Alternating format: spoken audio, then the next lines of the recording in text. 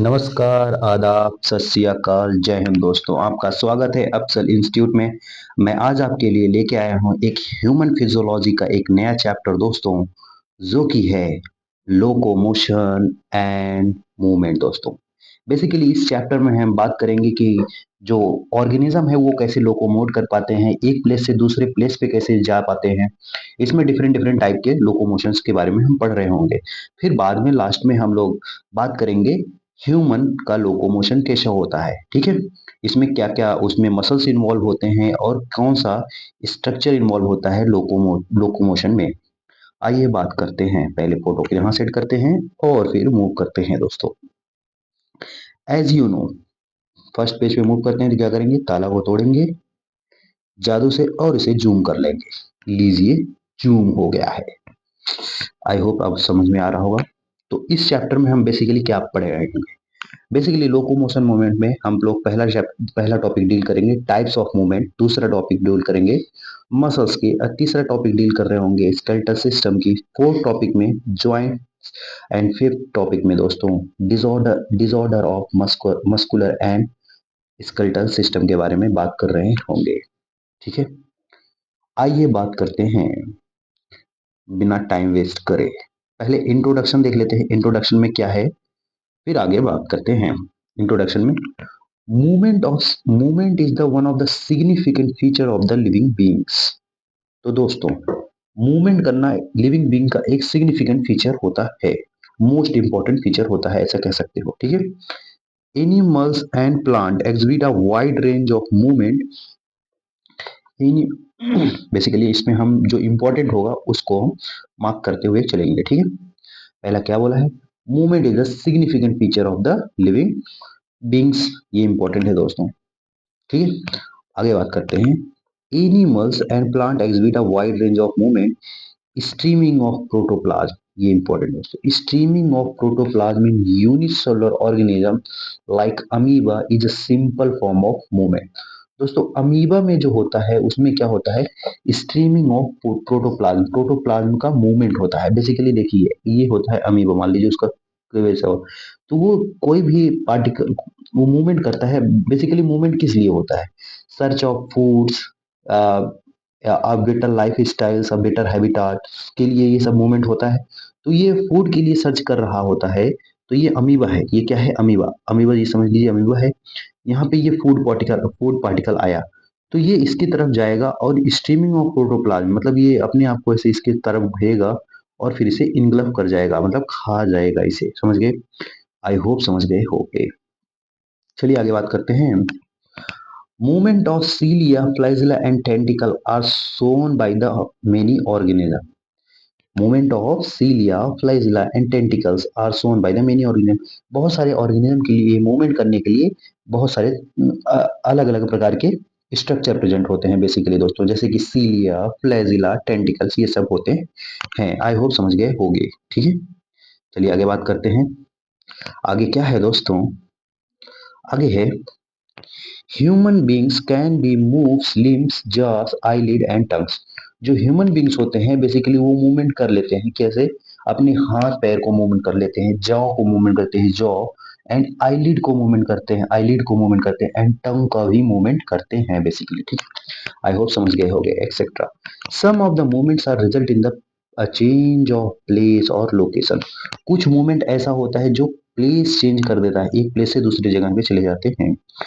अब आगे बात करते हैं। Such voluntary movement is called locomotion.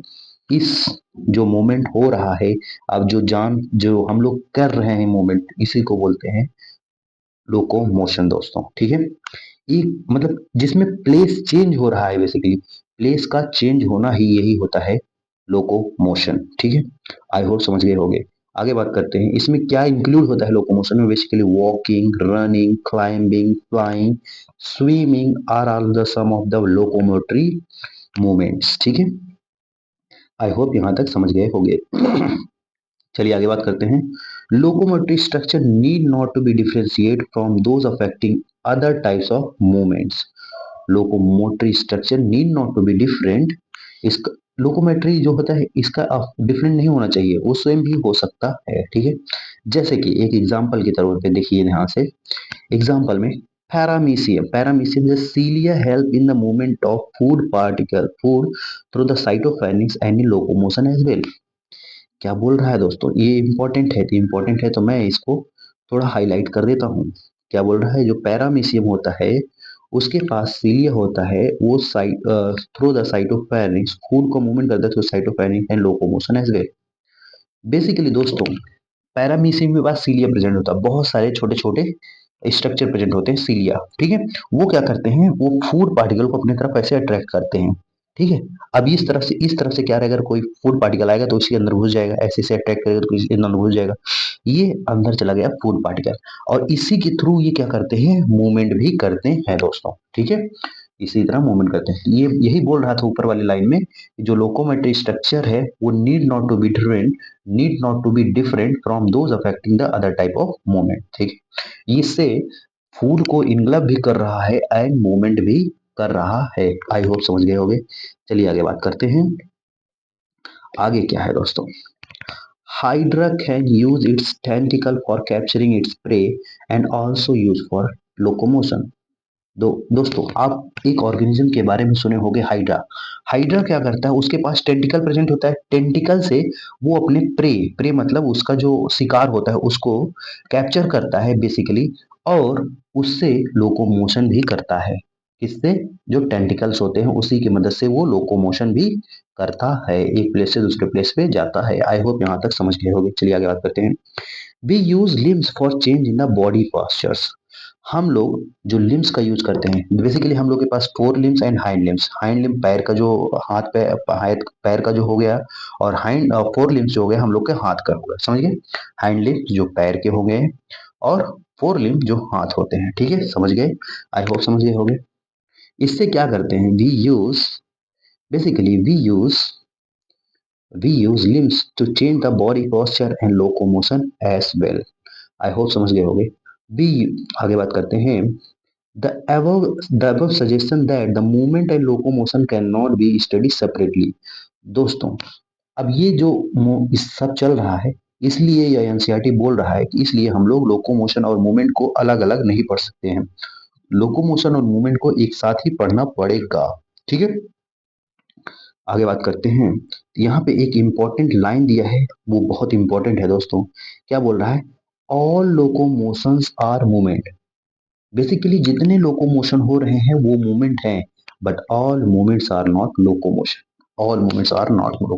Basically मैं इस तरफ से इस तरफ ऐसे जा रहा हूँ, ये क्या कर रहा हूँ, ये मूवमेंट कर रहा हूँ। लेकिन यहाँ से उठ के मैं चला जाऊं दूसरे जगह पे, ये हो गया मेरा लोकोमोशन। यानी जब उठ के मैं गया, यहाँ पे मैं मूवमेंट भी कर रहा हूँ और लोकोमोशन मतलब चेंज कर रहा हूँ प्लेस को, तो ये लोकोमोशन और मूवमेंट दोनों हो रहा है।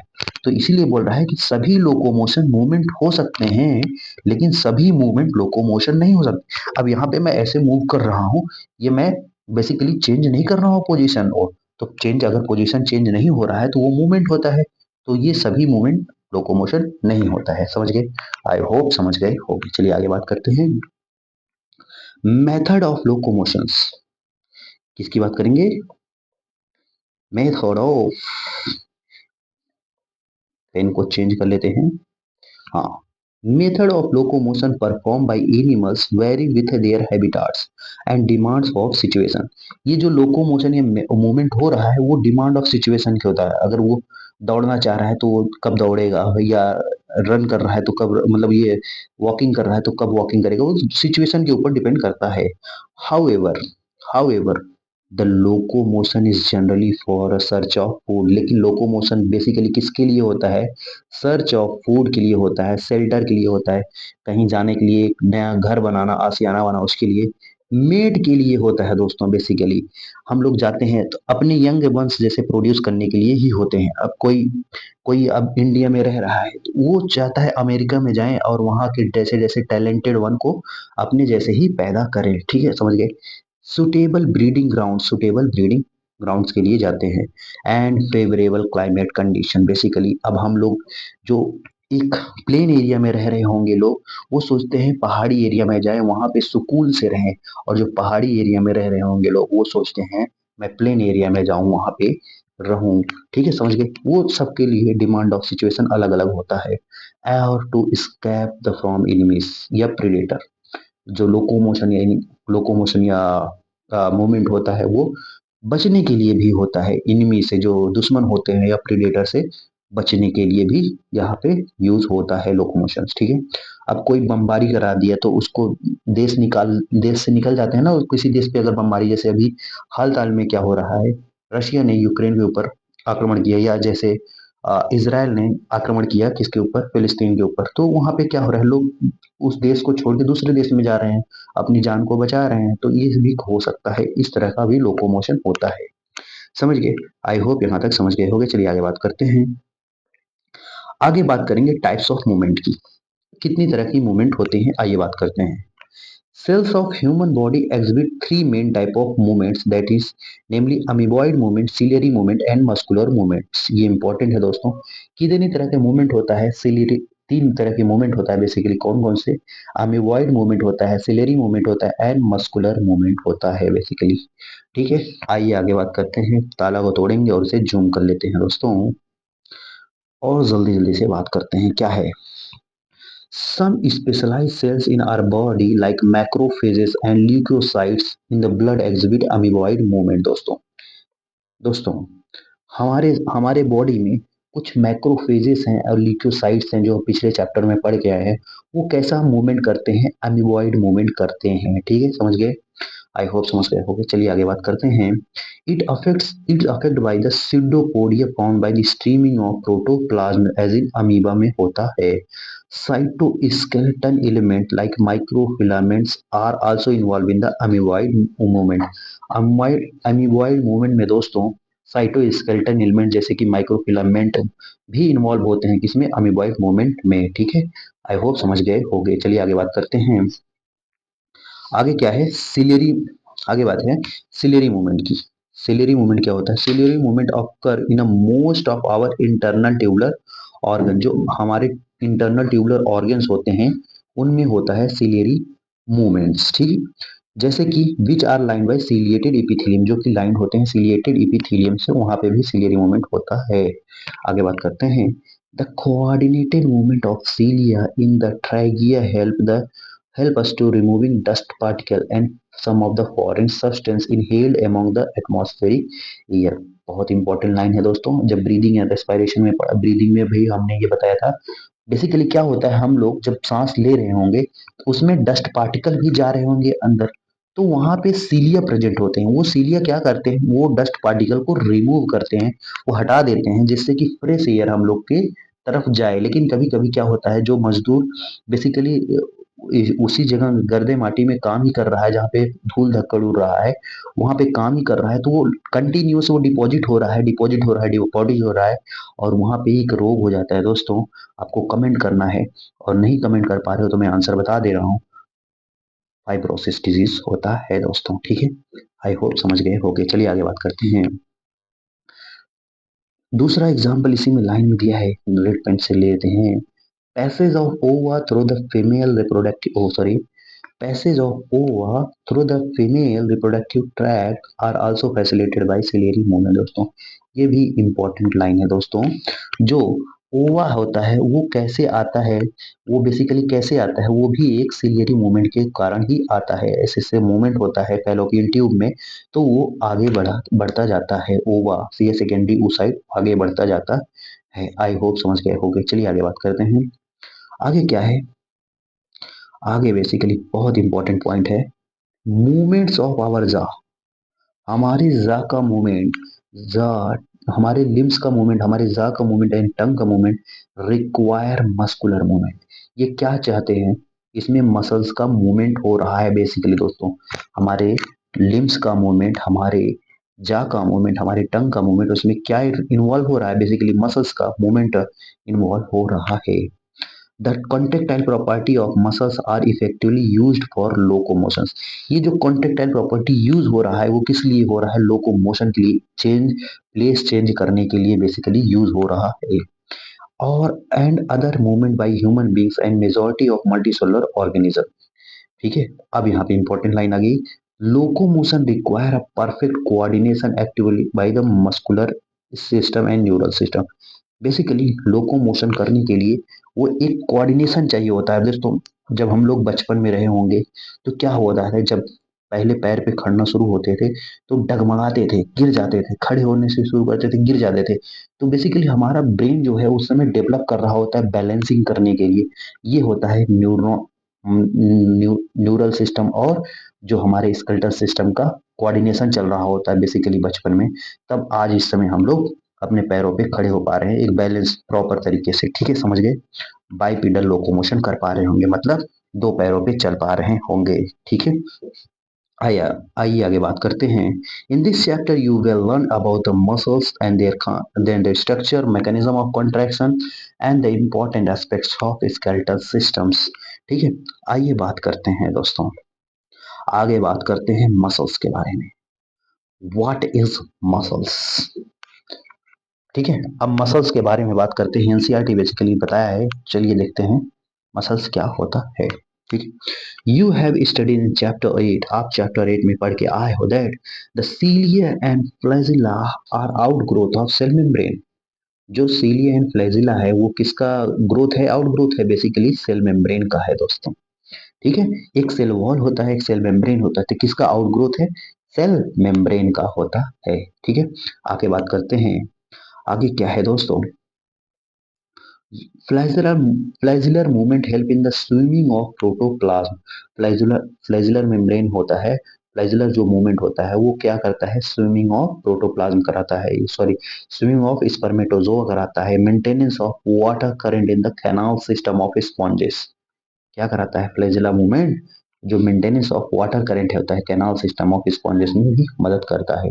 In locomotion of protozoa like Euglena में भी मदद करता है। फ्लैजिला वहां पे प्रेजेंट होता है यूग्लिना में। तो दो तरह के फ्लैजिला होते हैं, शॉर्ट एक और लॉन्ग। तो बेसिकली जो शॉर्ट होता है वो दिखाई नहीं देता, लॉन्ग लॉन्ग जो होता है वही होता है जो मूवमेंट में हेल्प करता है बेसिकली दोस्तों, समझ गए?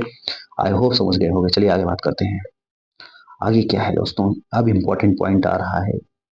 ठीक है, क्या बोल रहा है? Muscles is a specialised tissue of mesodermal origin. Muscles कैसा ऑर्जिन में होता है दोस्तों? मीजोडर्मल ऑर्जिन में। कई बार क्वेश्चन आया है, इंपॉर्टेंट है, star mark. And 40 to 50% of the body weight of human adult contribute the by muscles. दोस्तों कितने परसेंट लगभग लगभग बॉडी वेट का कवर किया है?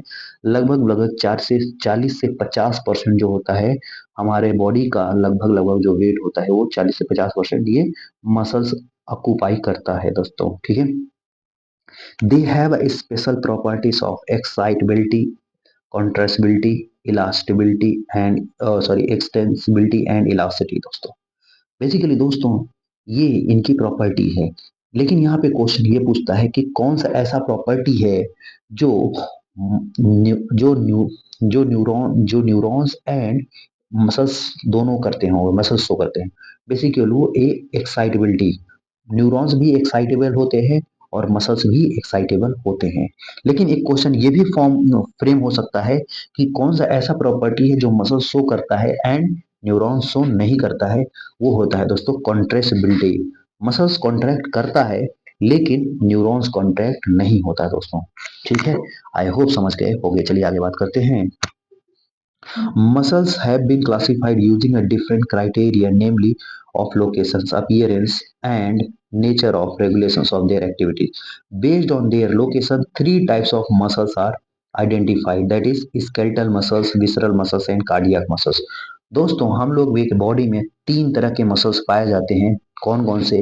स्केलेटल मसल्स जो हमारे स्केलेटल सिस्टम से लगे होते हैं, विसरस मसल्स जो हमारे इंटरनल ऑर्गन जो हॉलो ट्यूबुलर ऑर्गन होते हैं उसमें पाए जाते हैं, और एक कार्डियक मसल होता है दोस्तों जो हमारे हार्ट के लिए बेसिकली बना हुआ होता है। ठीक है, चलिए आगे बात करते हैं डिटेल में इन तीनों मसल्स की। पहला है दोस्तों स्केलेटल मसल्स। स्केलेटल मसल्स क्या होता है? Skeletal muscles are closely associated with skeletal component of the body. Basically जो स्केलेटल मसल्स होते हैं वो स्केलेटल सिस्टम से जो होते हैं उससे अटैच होते हैं। ठीक है, स्केलेटल में मतलब तंत्रिका तंत्र, जो कंकाल होते हैं उनसे अटैच होते हैं। ठीक है, जो बोन्स होते हैं उनसे अटैच होते हैं, ऐसा समझ लीजिए। They have strip appearance. Basically इनके पास कैसा अपीयरेंस होगा? धारीदार। स्ट्रिप मतलब धारीदार अपीयरेंस होगा। होगा? अंडर द माइक्रोस्कोप, जब आप इसे माइक्रोस्कोप में देखोगे तो धारीदार ऐसा अपीयरेंस इनमें पाया जाएगा। Hence are called striated muscles, इसलिए इन्हीं को क्या बोलते हैं? स्ट्रेटेड मसल्स बोलते हैं दोस्तों, ठीक है। आइए आगे बात करते हैं।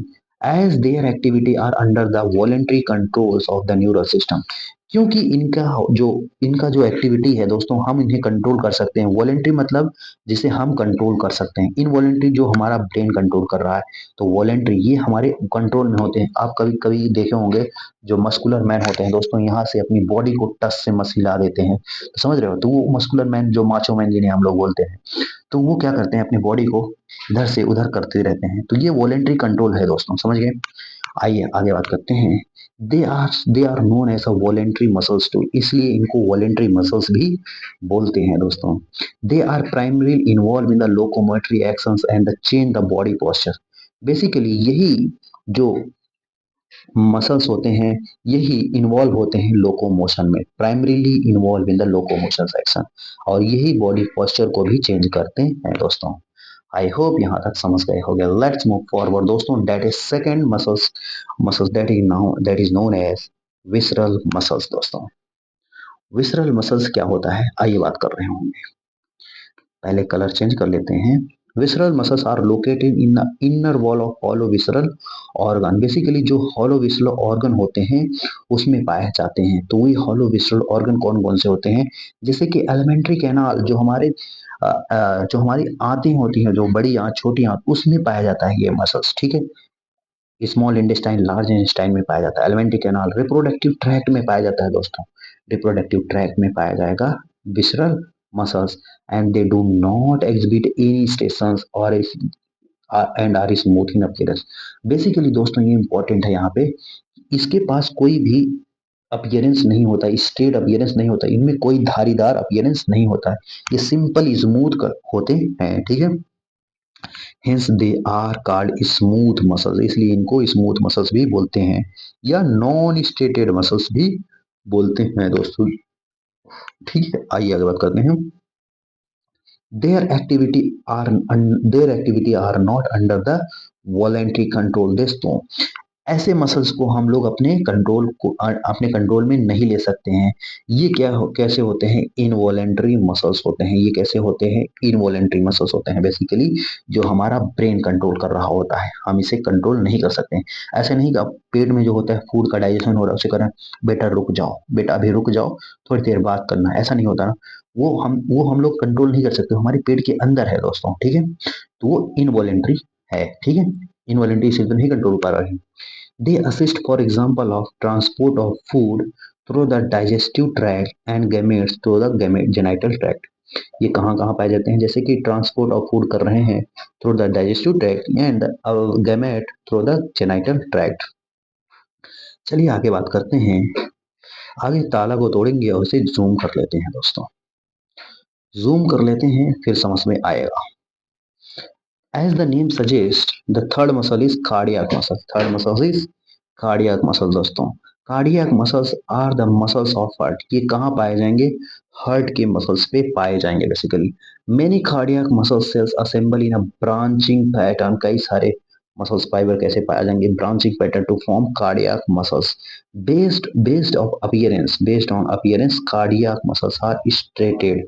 दोस्तों इनमें भी धारी पाई जाएगी, तो कई सारे धारी पाई जाएंगे, तो धारीदार अपीयरेंस इसमें भी नजर आएगा।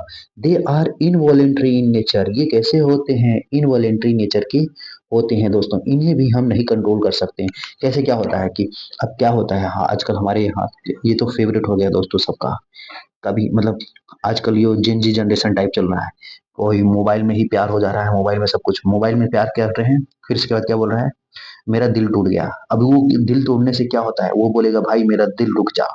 अगर उसके कंट्रोल में होता तो वो अपने दिल को रोक लेता और इस दुनिया से चला जाता। लेकिन भगवान ने भी कहा कि नहीं बेटा, तुम्हारे साथ ना इंसाफी नहीं होने देंगे, इसे तुम नहीं कंट्रोल करोगे, इसे तुम्हारा दिमाग कंट्रोल करेगा। इनवॉलेंट्री होता है, ठीक है। समझ गए? आई होप समझ गए होगे। Does not control their activities directly दोस्तों। अगर ऐसा होता तो कई सारे मजनू यहाँ से निकल लिए होते। चलिए आगे बात करते हैं। पेन का कलर चेंज करते हैं। Let us examine skeletal muscles in detail to understand the structure of mechanism of contraction. दोस्तों मसल्स कॉन्ट्रैक्शन की अब बात करेंगे बेसिकली, लेकिन मसल्स कॉन्ट्रैक्शन की बात करने से पहले यहाँ पे हम किस मसल्स की स्टडी कर रहे हैं वो जानना बहुत ज़्यादा जरूरी है दोस्तों। बेसिकली हम यहाँ पे जो मसल्स की बात कर रहे होंगे वो है स्केलेटल मसल्स। बेसिकली विसरल और कार्डियक मसल की हम बात कर चुके हैं, लेकिन यहाँ पे स्केलेटल मसल्स की बात अभी डिटेल में नहीं किए थे। अब यही देखेंगे कि ये कैसे कॉन्ट्रैक्ट होता है, कैसे रिलैक्स होता है, और बाकी उसी में हम जोड़ के कर लेंगे। ठीक है, चलिए आगे बात करते हैं। Each organized skeletal muscles, each organized skeletal muscles in our body is made up of number of muscles bundles or fascicles held together by common collagenous connective tissue और fascicles। दोस्तों बेसिकली ये लाइन पढ़ने से पहले आइए आगे move करते हैं। तो ये एक इसका सीक्वेंस मैंने बनाया है, तो पता पता चल जाएगा क्या क्या सीक्वेंस है। बेसिकली आप यहाँ देख पा रहे होंगे स्केलेटल मसल्स। स्केलेटल मसल्स जो होता है इसके, और जब स्केलेटल मसल्स को कट करके थोड़ा नाइफ से और उसे जूम करेंगे माइक्रोस्कोप में, तो हमें जो दिख रहा होगा मसल्स बंडल, कई सारे मसल्स के बंडल दिख रहे होंगे, जिसको हम बोलते हैं फेसिकल्स। इसे बोलते हैं फेसिकल्स। ये मसल्स बंडल एक दूसरे से कैसे जुड़े होते हैं? With the help of fascia, with the help of fascia, held together by fascia. दोस्तों ठीक है, जब इस मसल्स बंडल को और जूम करेंगे माइक्रोस्कोप में, तब यहाँ पे हमें दिखेगा मसल्स फाइबर। तब हमें क्या दिखेगा? Basically muscles fibre. दोस्तों अब मसल्स फाइबर दोस्तों वहां पे देखेंगे जब माइक्रोस्कोप में, मल्टी न्यूक्लिएटेड दिखेगा in the case of skeletal muscle. दोस्तों लेकिन विसरल मसल्स में वो सिर्फ और सिर्फ विसरल मसल्स और कार्डियक मसल्स में यूनिन्यूक्लिएटेड होते हैं, आपको पता होना चाहिए। ये हम जब चैप्टर पढ़ा रहे थे तो वहां पे पहले ही बता चुके हैं दोस्तों, स्ट्रक्चर ऑर्गेनाइजेशन इन एनिमल बारे में। ठीक है, ये कैसा होता है? सिंसिटियम होता है। सिंसिटियम मतलब मल्टी न्यूक्लिएटेड होता है दोस्तों। ठीक है, आगे बढ़ते हैं। जब मसल्स फाइबर को भी और जूम किए, तो मसल्स फाइबर पे जब जूम किए तो हमें दिखेगा सार्कोलेमा। सार्कोलेमा बेसिकली कुछ नहीं, वो प्लाज्मा मेम्ब्रेन है सेल का। जैसे ये सेल है, सेल का जो मेम्ब्रेन होता है उसे प्लाज्मा मेम्ब्रेन बोलते हैं, लेकिन मसल्स के मेम्ब्रेन को क्या बोलेंगे? सार्कोलेमा बोलेंगे दोस्तों। मसल के मेम्ब्रेन को क्या बोलेंगे? सार्कोलेमा। आई होप समझ गए होंगे। वे सार्कोलेमा को और जब जूम करेंगे तो इसके अंदर कुछ फ्लूइड टाइप पाई जाएगी, उस फ्लूइड को बोलते हैं सार्कोप्लाज्म। बेसिकली हम सेल के अंदर जब बोल रहे थे, कोई सेल होता तो उसमें पाया जाता है cytoplasm. Cytoplasm nothing but that is sarcoplasm. जब मसल्स में पाया जा रहा है वो प्लाज्म, तो वो होता है सार्कोप्लाज्म। अगर सेल में पाया जाता तो वो होता है साइटोप्लाज्म। समझ गए? अगर सेल में पाया जाता वही प्लाज्मा तो क्या होता? Cytoplasm.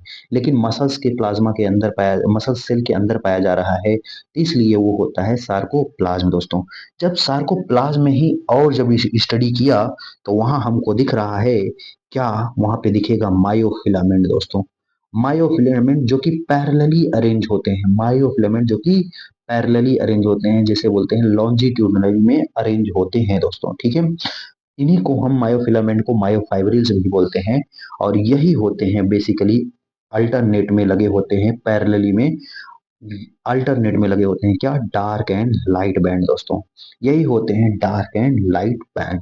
Dark and light band, dark band को बोलते हैं मायोसिन एंड लाइट बैंड को बोलते हैं एक्टिन बैंड। ठीक है, यहाँ पे एक स्ट्रक्चर बना है दोस्तों, यहाँ पे एक स्ट्रक्चर बना है, एक स्ट्रक्चर और बना देता हूँ, सार्कोसोम्स बोल देते हैं यहाँ पे, सार्कोसोम। ठीक है, यहाँ पे देखिए पहला है सेल मेम्ब्रेन। सेल मेम्ब्रेन को क्या बोला? सार्कोलेमा। सार्कोलेमा के अंदर पाया जा रहा है कुछ फ्लूइड, जिसे हम बोल रहे हैं सार्कोप्लाज्म। सार्कोप्लाज्म में अंदर कई सारे ऑर्गेनल्स पाए जाएंगे, जैसे कि एंडोप्लाज्मिक रेटिकुलम। सार्कोप्लाज्मिक के जो साइटोप्लाज्म में पहले सेल में होते हैं तो वहां पे एंडोप्लाज्मिक रेटिकुलम, लेकिन जो पाया जा रहा है मसल सेल के अंदर रेटिकुलम, वो होता है sarcoplasmic reticulum. Sarcoplasmic reticulum basically दोस्तों स्टोर हाउस होता है कैल्शियम आयन का। इसके पास कैल्शियम आयन का भंडार होता है, ये आपको पता होना चाहिए। यहाँ पे माइटोकॉन्ड्रिया पाया जाता है, माइटोकॉन्ड्रिया को बोलते हैं सार्कोसोम। दोस्तों ये आपको पता होना चाहिए। अब आइए ये लाइन रीड कर लेते हैं, अब आपको आसानी होगी समझने में। ठीक है, each muscles organized in skeletal muscles in our body and is made up of number of muscles bundle जिसे हम फेसिकल बोलते हैं, held together by common collagenous connective tissue जिसे हम बोलते हैं फेसिका दोस्तों, क्या बोलते हैं, फेसिका से हेल्ड होते हैं।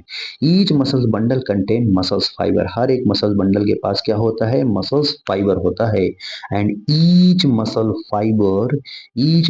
Fibre is lined by the plasma membrane जिसे कि बोलते हैं सार्कोलेमा, एनक्लोजिंग द सार्कोप्लाज्म, उसके अंदर क्या होता है, सार्कोप्लाज्म होता है। Muscles fiber is a syncytium, यहाँ पे मसल्स फाइबर कैसे होंगे, मल्टी न्यूक्लिएटेड होंगे, सिंसिटियम होंगे। And as a sarcoplasm contain many nuclei, जैसे कि सार्कोप्लाज्म में बहुत सारे न्यूक्लियाई होते हैं दोस्तों, ठीक है। द एंडोप्लाज्मिक रेटिकुलम जैसे कि that is sarcoplasmic reticulum of the muscles is store house of the calcium ion, बहुत इंपॉर्टेंट है दोस्तों, ठीक है। A characteristic feature of the muscles is the presence of a large number of parallelly arranged filaments that in the sarcoplasm that is called myofilament या myofibrils दोस्तों। The myofibril, each myofibrils has alternate light and dark band on it. ये important, हर एक myofibrils के पास light and dark band होता है। A detail study of microfibril है established by stated appearance due to the distributions of two important protein दोस्तों। ये muscles में stated appearance, जो धारीदार अपीयरेंस था, ये क्यों हो रहा था, बेसिकली यहाँ पे दो इंपॉर्टेंट प्रोटीन होता है दोस्तों, इंपॉर्टेंट प्रोटीन होता है जैसे कि actin protein and myosin protein पाया जाता है, इसलिए यहाँ पे धारीदार ये अपीयरेंस पाया जाता है, ठीक है।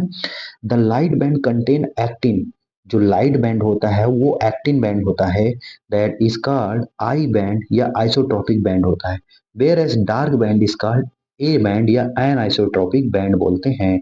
कंटेन्स, इसमें क्या लिया रहता है, एक मिनट, कंटेन्स, यहाँ पे आते हैं ताला तोड़ेंगे उसे जूम कर लेंगे। contain myosins and both proteins are arranged rod like structure, और both protein arranged in rod like structure दोस्तों, ठीक है। एक मिनट, हाँ ठीक है, sorry for, both protein are arrange in rod like structure, दोनों प्रोटीन कैसे अरेंज होंगे, रॉड लाइक स्ट्रक्चर में अरेंज होते हैं, actin and parallel to the each other दोस्तों, और एक्टिन मायोसिन कैसे होंगे, एक दूसरे के पैरेलली अरेंज होते हैं। And also longitudinal axis of myofibrils, longitudinal मतलब पैरेलल एक्सिस ऑफ मायोफाइब्रिल के, ठीक है। आई होप यहाँ तक समझ गए होंगे, चलिए आगे बात करते हैं। Actin filament are thinner as compare to the myosin filament, ये बहुत इंपॉर्टेंट है दोस्तों। एक्टिन फिलामेंट थिनर होता है as compare to myosin filament, तो मायोसिन फिलामेंट थोड़ा थिकर होता है, hence are called commonly called thin and thick filament, इसलिए हम एक्टिन फिलामेंट को थिन फिलामेंट बोलते हैं एंड मायोसिन फिलामेंट को थिक फिलामेंट बोलते हैं दोस्तों।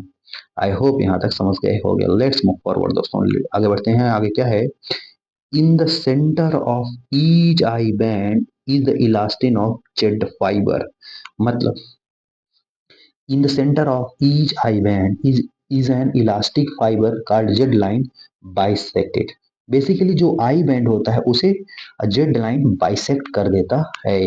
यहाँ पे ध्यान से इस लाइन को देखेंगे तो यहाँ पे देखिए, ये है आई बैंड, यहाँ से पूरा आई बैंड है, ये पूरा आई बैंड है, और इसी को यहाँ पे देखिए ये जेड लाइन इसे बाइसेक्ट कर रहा है, यहाँ से जेड लाइन बाइसेक्ट कर रहा है, ठीक है, समझ गए, आई होप समझ गए हो गए, ठीक है। आगे बात करते हैं। The thin filament firmly attach with Z line, जो थिन फिलामेंट होता है, the thin filament firmly attach होता है किससे, जेड लाइन से, ठीक है। The thick filament in the A band also held together by, the thick filament A band जिसे बोलते हैं is also held together by middle of this band called thick fibrous M line दोस्तों।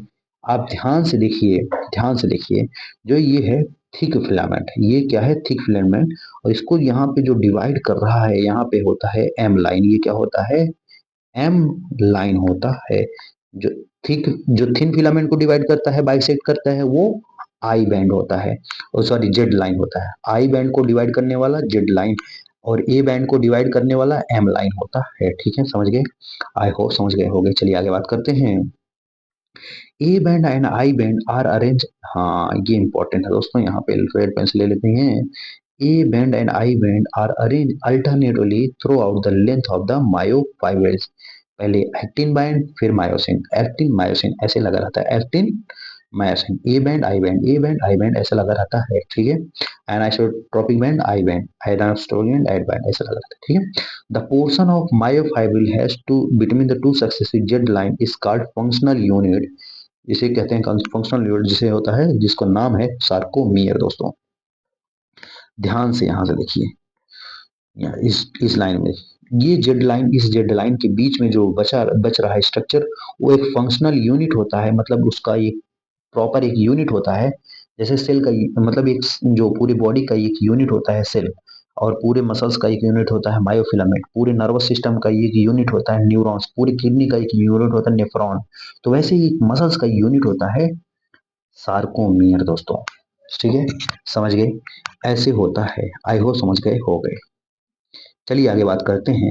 इन the resting state, अगर resting state में है, the edge of thin band, जो resting state में जो एज ऑफ थिन फिलामेंट होता है on either side of thick filament partially overlap, हल्का सा ओवरलैप होता है। मतलब रेस्टिंग स्टेट में क्या होता है, जो थिन फिलामेंट होता है वो हल्का सा ओवरलैप उसके ऊपर चढ़ा होता है, ऐसे कुछ इस तरह का रेस्टिंग स्टेट में ऐसे कुछ इस तरह का रहता है। लेकिन जब कॉन्ट्रैक्ट होता है तो इसके ऊपर पूरा स्लाइड कर जाता है, समझ गए। रेस्टिंग स्टेट में थोड़ा सा स्लाइड रहता है, ये मान लीजिए थिन फिलामेंट, ये थिक फिलामेंट थोड़ा सा ऐसे स्लाइड रहता है, इसी के ऊपर ओवरलैप रहता है, समझ गए, यही बोल रहा है। And free end of the thick filament leaving the centre part of the thick filament, जो free end of the thick filament है, थिक फिलामेंट का जो फ्री एंड है, छोड़ रहा है सेंटर का part of thick filament, this centre part of thick filament not overlapped by thin filament and is called H zone. अब यहाँ पे ये जो थिक फिलामेंट है, ये ओवरलैप नहीं कर रहा है थिक फिलामेंट थिन फिलामेंट से, इसलिए इस लाइन को बोल रहे हैं जेड लाइन। आपको यहाँ से यहाँ ध्यान से देखिए, ये देखिए यहाँ पे कोई भी एक्टिन प्रोटीन, ये एक्टिन प्रोटीन है, यहाँ पे मायोसिन प्रोटीन है। ये बोल सकते हैं थिन फिलामेंट है, ये थिक फिलामेंट है। थिक फिलामेंट वाला यहाँ पे नहीं, थिन फिलामेंट वाला यहाँ पे ओवरलैप नहीं कर रहा है, तो यहाँ पे ये कौन, वो जो बीच में वो जोन बच रहा है उसको बोलते हैं एच जोन। क्या बोलते हैं? एच जोन दोस्तों। ये आपको लाइन को पता होना चाहिए क्या बेसिकली यहाँ पे है, ठीक है, समझ गए। आई होप यहाँ तक समझ गए होंगे। चलिए आगे बात करते हैं, आगे बात करते हैं तो ताला को तोड़ेंगे और उसे जूम कर लेते हैं दोस्तों। लीजिए जूम कर लिया। अब बात करेंगे इसमें क्या, बात कर रहे होंगे हम स्ट्रक्चर ऑफ कॉन्ट्रेक्टाइल प्रोटीन की। Each actin thin filament is made up of two filament, two F filamentous actin helically bound to each other दोस्तों, ठीक है। जो हर एक एक्टिन फिलामेंट बना होता है कैसे, two filament, two two F actin से, टू एफ फिलामेंटेनियस उससे बना होता है, समझ गए। टू फिलामेंटेनियस एक्टिन से मिलके बना होता है, जो कि हेलिकली बाउंड होते हैं, जैसे कि आप इस डायग्राम में देख पा रहे होंगे। बेसिकली एक यूनिट ग्लोबुलर यूनिट होता है, एक यूनिट ग्लोबुलर यूनिट होता है, ठीक है। यहाँ पे आप ध्यान से देख पा रहे होंगे, एक यूनिट जो है ये ग्लोबुलर यूनिट होता है, और यही कई सारे ग्लोबुलर यूनिट मिलके बनाते हैं एप फिलामेंटेनियस। एक फिलामेंट ये बनता है, ठीक है। और यहाँ पे देखेंगे दूसरा फिलामेंट बन गया, यहाँ से एक ये फिलामेंट इस तरफ गया, ये भी दूसरा गया फिलामेंट, ठीक है, समझ गए। आई होप समझ गए हो गए, अरे आई होप समझ गए हो गए, ठीक। चलिए आगे बात करते हैं दोस्तों। आगे क्या है, आगे बात करते हैं। Each F actin is a polymer of monomeric G globular actin. हर एक एफ एक्टिन जो होता है पॉलीमर फॉर्म होता है किसका, ग्लोबुलर एक्टिन का। The two filament is another protein, the two filament of another protein जैसे कि troponin also run along the close to the F actin throughout the its length. Tropomyosin जो होता है इसके पैरेलल में ही run करता है, या इसके पैरेलल ही जाता है, जैसे कि एफ एक्टिन जाता है। यहाँ पे ये जो लाइन है यहाँ पे ध्यान से देख पा रहे होंगे, यही है ट्रोपोमायोसिन दोस्तों, ठीक है, समझ गए, आई होप समझ गए ओके। चलिए आगे बात करते हैं। A complex troponin, a complex troponin is distributed at a regular interval of on a tropomyosin, tropomyosin के ऊपर रेगुलर इंटरवल में डिस्ट्रीब्यूटेड होता है ट्रोपोनिन। जैसे यहाँ पे देख पा रहे हो ये तीन है ट्रोपोनिन, इधर है फिर इधर है। ये बेसिकली तीन ट्रोपोनिन किसके फॉर्म में होते हैं, ये मैं आपको बताना चाह रहा हूँ, ठीक है। तभी आपको समझ में आएगा। यहाँ पे 3 यूनिट है तो मैं भी ऐसे 3 यूनिट बना लेता हूँ अंडे के आकार में। ठीक है, ओके, ये बन गया है। अब यहाँ पे मैं इसका नामकरण कर दे रहा हूँ। ये होता है टीपीसी, ये होता है टीपीटी, यहाँ होता है टीपीआई। टीपीसी जो होता है कैल्शियम आयन जो निकालता है, यहाँ पे कैल्शियम कैल्शियम आयन बाइंड करता है सॉरी। और टीपीटी से क्या होता है, ये ट्रोपोमायोसिन से बाइंड किया रहता है। और टीपीआई क्या होता है, इनहिबिट करता है। क्या इनहिबिट क्या करता है दोस्तों, इनहिबिट करता है किसका, इनहिबिट करता है और inhibit actin myosin binding site, inhibit actin myosin binding site को। मायोसिन रेस्टिंग स्टेट में क्या करता है, इसे इनहिबिट करता है, मायोसिन बाइंडिंग साइट को इनहिबिट करता है बेसिकली दोस्तों। एक मॉस्किटो आ गया था, ठीक है। मच्छर को लाइफ में नहीं रहना देना चाहिए फिलहाल, एवरीबडी ही हैव टू लिव देयर। ठीक है, समझ गए कौन कौन से 3 हैं। पहले टीपीसी जहां पे कैल्शियम बाइंड करता है, टीपीटी जहां से ट्रोपोमायोसिन बाइंड हुआ होता है, रेगुलर इंटरवल ट्रोपोमायोसिन। और टीपीआई क्या होता है, इनहिबिट कर रहता है myosin binding site on actin filament. ठीक है, अब आइए यहाँ पे ध्यान से देखिए अब क्या बोल रहा है, यहां तक समझ में आया। इन द रेस्टिंग स्टेट, जब कोई कॉन्ट्रैक्शन कोई रिलैक्सेशन नहीं हो रहा है, इन द रेस्टिंग स्टेट अ सब यूनिट ऑफ ट्रोपोनिन, सब यूनिट ऑफ ट्रोपोनिन वो कौन सा सब यूनिट है, तो TPI mask the mask the active binding site on for myosin on the actin filament दोस्तों। बेसिकली मास्क मतलब छिपा के रखना। ये क्या कर रहा है रेस्टिंग स्टेट में, छिपा के रख रहा है मायोसिन को। कहाँ पे, एक्टिन फिलामेंट पर, एक्टिन फिलामेंट पे मायोसिन को छिपा के रख रहा है, जिससे मायोसिन बाइंड ना कर पाए। मायोसिन बाइंडिंग साइट प्रेजेंट है तो उसे मायोसिन बाइंडिंग साइट को छिपा के रख रहा है एक्टिन फिलामेंट पर। ठीक है, कब, रेस्टिंग स्टेट में, ये आपको याद रखना है। ठीक है, चलिए आगे बात करते हैं। आइए मूव करते हैं आगे, आगे फॉरवर्ड मूव करते हैं दोस्तों। ईच मायोसिन थिक फिलामेंट जिसे बोलते हैं, each a polymers of protein, किसका पॉलीमर होता है, प्रोटीन का। Many monomeric protein are called meromyosin, बहुत सारी प्रोटीन मिलकर क्या बनाते हैं, मीरोमायोसिन। समझ के, the constitute one thick filament, और बाद में क्या बनाते हैं, एक थिक फिलामेंट बनाते हैं। ईच मीरोमायोसिन हैज 2 यूनिट, हर एक मीरोमायोसिन के 2 यूनिट होते हैं। कौन कौन से 2 यूनिट होते हैं, एक होता है globular head region, globular head region होता है with a short arm and a tails, इसके पास शॉर्ट आर्म और हल्का सा टेल होता है। And farmer is farmer beings have heavy meromyosin, जिसे शॉर्ट आर्म जो होता है उससे बोलते हैं हैवी मीरोमायोसिन, और जो टेल होता है वो उसे बोलते हैं लाइट मीरोमायोसिन दोस्तों। हेड वाले रीजन को बोलते हैं हैवी मीरोमायोसिन, जो पूंछ वाला रीजन होता है, टेल वाला रीजन होता है दोस्तों, उसे बोलते हैं लाइट मीरोमायोसिन। ठीक है, the heavy meromyosin component that is the head and short arm project outwards eight a regular distance and angle from each other from the surface of polymer is myosin दोस्तों। क्या बोल रहा है, जो head component है, जो head component है that is short arm project outward, out मतलब बाहर की तरफ रहता है, at a regular distance and form and angle forms each other from a surface of polymerize myosin filament. वहां पे एक एंगल बनाता है and is known as cross arm. वहां पे जो एंगल, जब एंगल फॉर्म हो जाता है एक्टिन फिलामेंट से बाइंड कर जाता है तो एक एंगल बनता है, उस एंगल को बोलते हैं क्रॉस आर्म। ठीक है, the globular head is ATP. The globular head is an active ATPase enzyme and has binding to site of ATP and active site of actin दोस्तों। बहुत इंपॉर्टेंट है, क्या क्या ग्लो मायोसिन के पास होता है, यहाँ पे इस डायग्राम से देखिए। यहाँ पे देख पा रहे हैं दूसरा वाला डायग्राम है मायोसिन मोनोमरी का, इसके पास है ये क्रॉस आर्म जो एंगल फॉर्म करता है। ठीक है, और यहाँ पे होता है ऊपर वाले रीजन में एक्टिन बाइंडिंग साइट होता है, और नीचे वाले रीजन पे यहाँ पे ध्यान से देख पा रहे होंगे एटीपी बाइंडिंग साइट होता है। ये क्या है, हेड है, और ये क्या होता है, टेल होता है। टेल वाले को बोलते हैं लाइट मीरोमायोसिन, और हेड वाले रीजन को बोलते हैं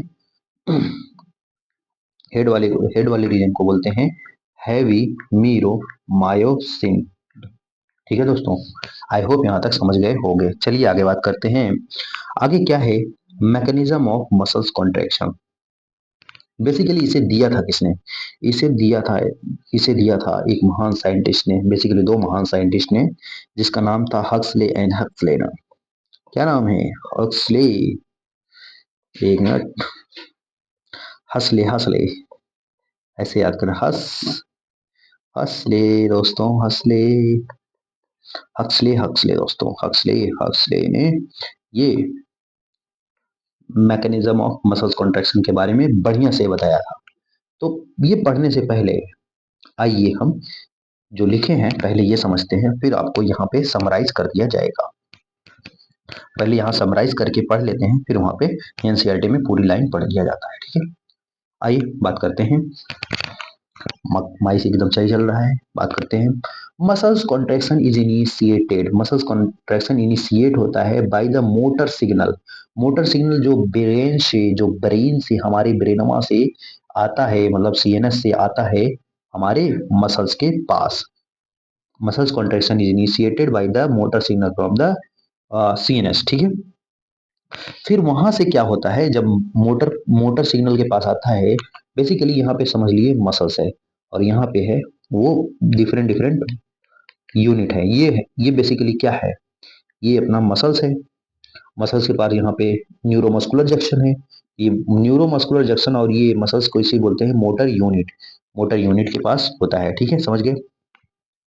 अब वहां पे यहाँ पे जब आता है तो यहाँ पे रिलीज करता है एसिटाइल कोलाइन दोस्तों, at a neuromuscular junction. Neuromuscular junction पे क्या निकालता है, एसिटाइल कोलाइन। फिर वहां पे एसिटाइल कोलाइन निकालने के बाद एक्शन पोटेंशियल जनरेट हो जाता है ऑन सार्कोप्लाज्मा। फिर यहाँ पे होता है सार्कोप्लाज्मा, सॉरी, सार्कोलेमा होता है, सार्कोलेमा बोलते हो प्लाज्मा मेम्ब्रेन, या प्लाज्मा मेम्ब्रेन। यहाँ पे ये जो इसका मेम्ब्रेन होता है, मसल्स का मेम्ब्रेन पे एक्शन पोटेंशियल जनरेट हो जाता है। जैसे एसिटाइल कोलाइन आया तो एक्शन पोटेंशियल जनरेट हो गया, कहाँ पे, सार्कोलेमा पे एक्शन पोटेंशियल जनरेट हो गया। फिर एक्शन पोटेंशियल पास कहाँ कर जाएगा, सार्कोप्लाज्म में, उसके जो फ्लूइड वाले पार्ट में उसमें पास कर जाएगा। फिर वहां चला जाएगा, वहां से पास होता हुआ चला जाएगा बेसिकली सार्कोप्लाज्मिक रेटिकुलम के पास, सार्कोप्लाज्मिक रेटिकुलम के पास। और सार्कोप्लाज्मिक रेटिकुलम के पास होता है कैल्शियम आयन, सार्कोप्लाज्मिक रेटिकुलम के पास होता है कैल्शियम आयन। वो कैल्शियम आयन वहां से रिलीज हो जाएगा, जैसे ही एक्शन पोटेंशियल वहां सार्कोप्लाज्मिक रेटिकुलम के पास पहुंचेगा, वहां से कैल्शियम आयन रिलीज हो जाएगा।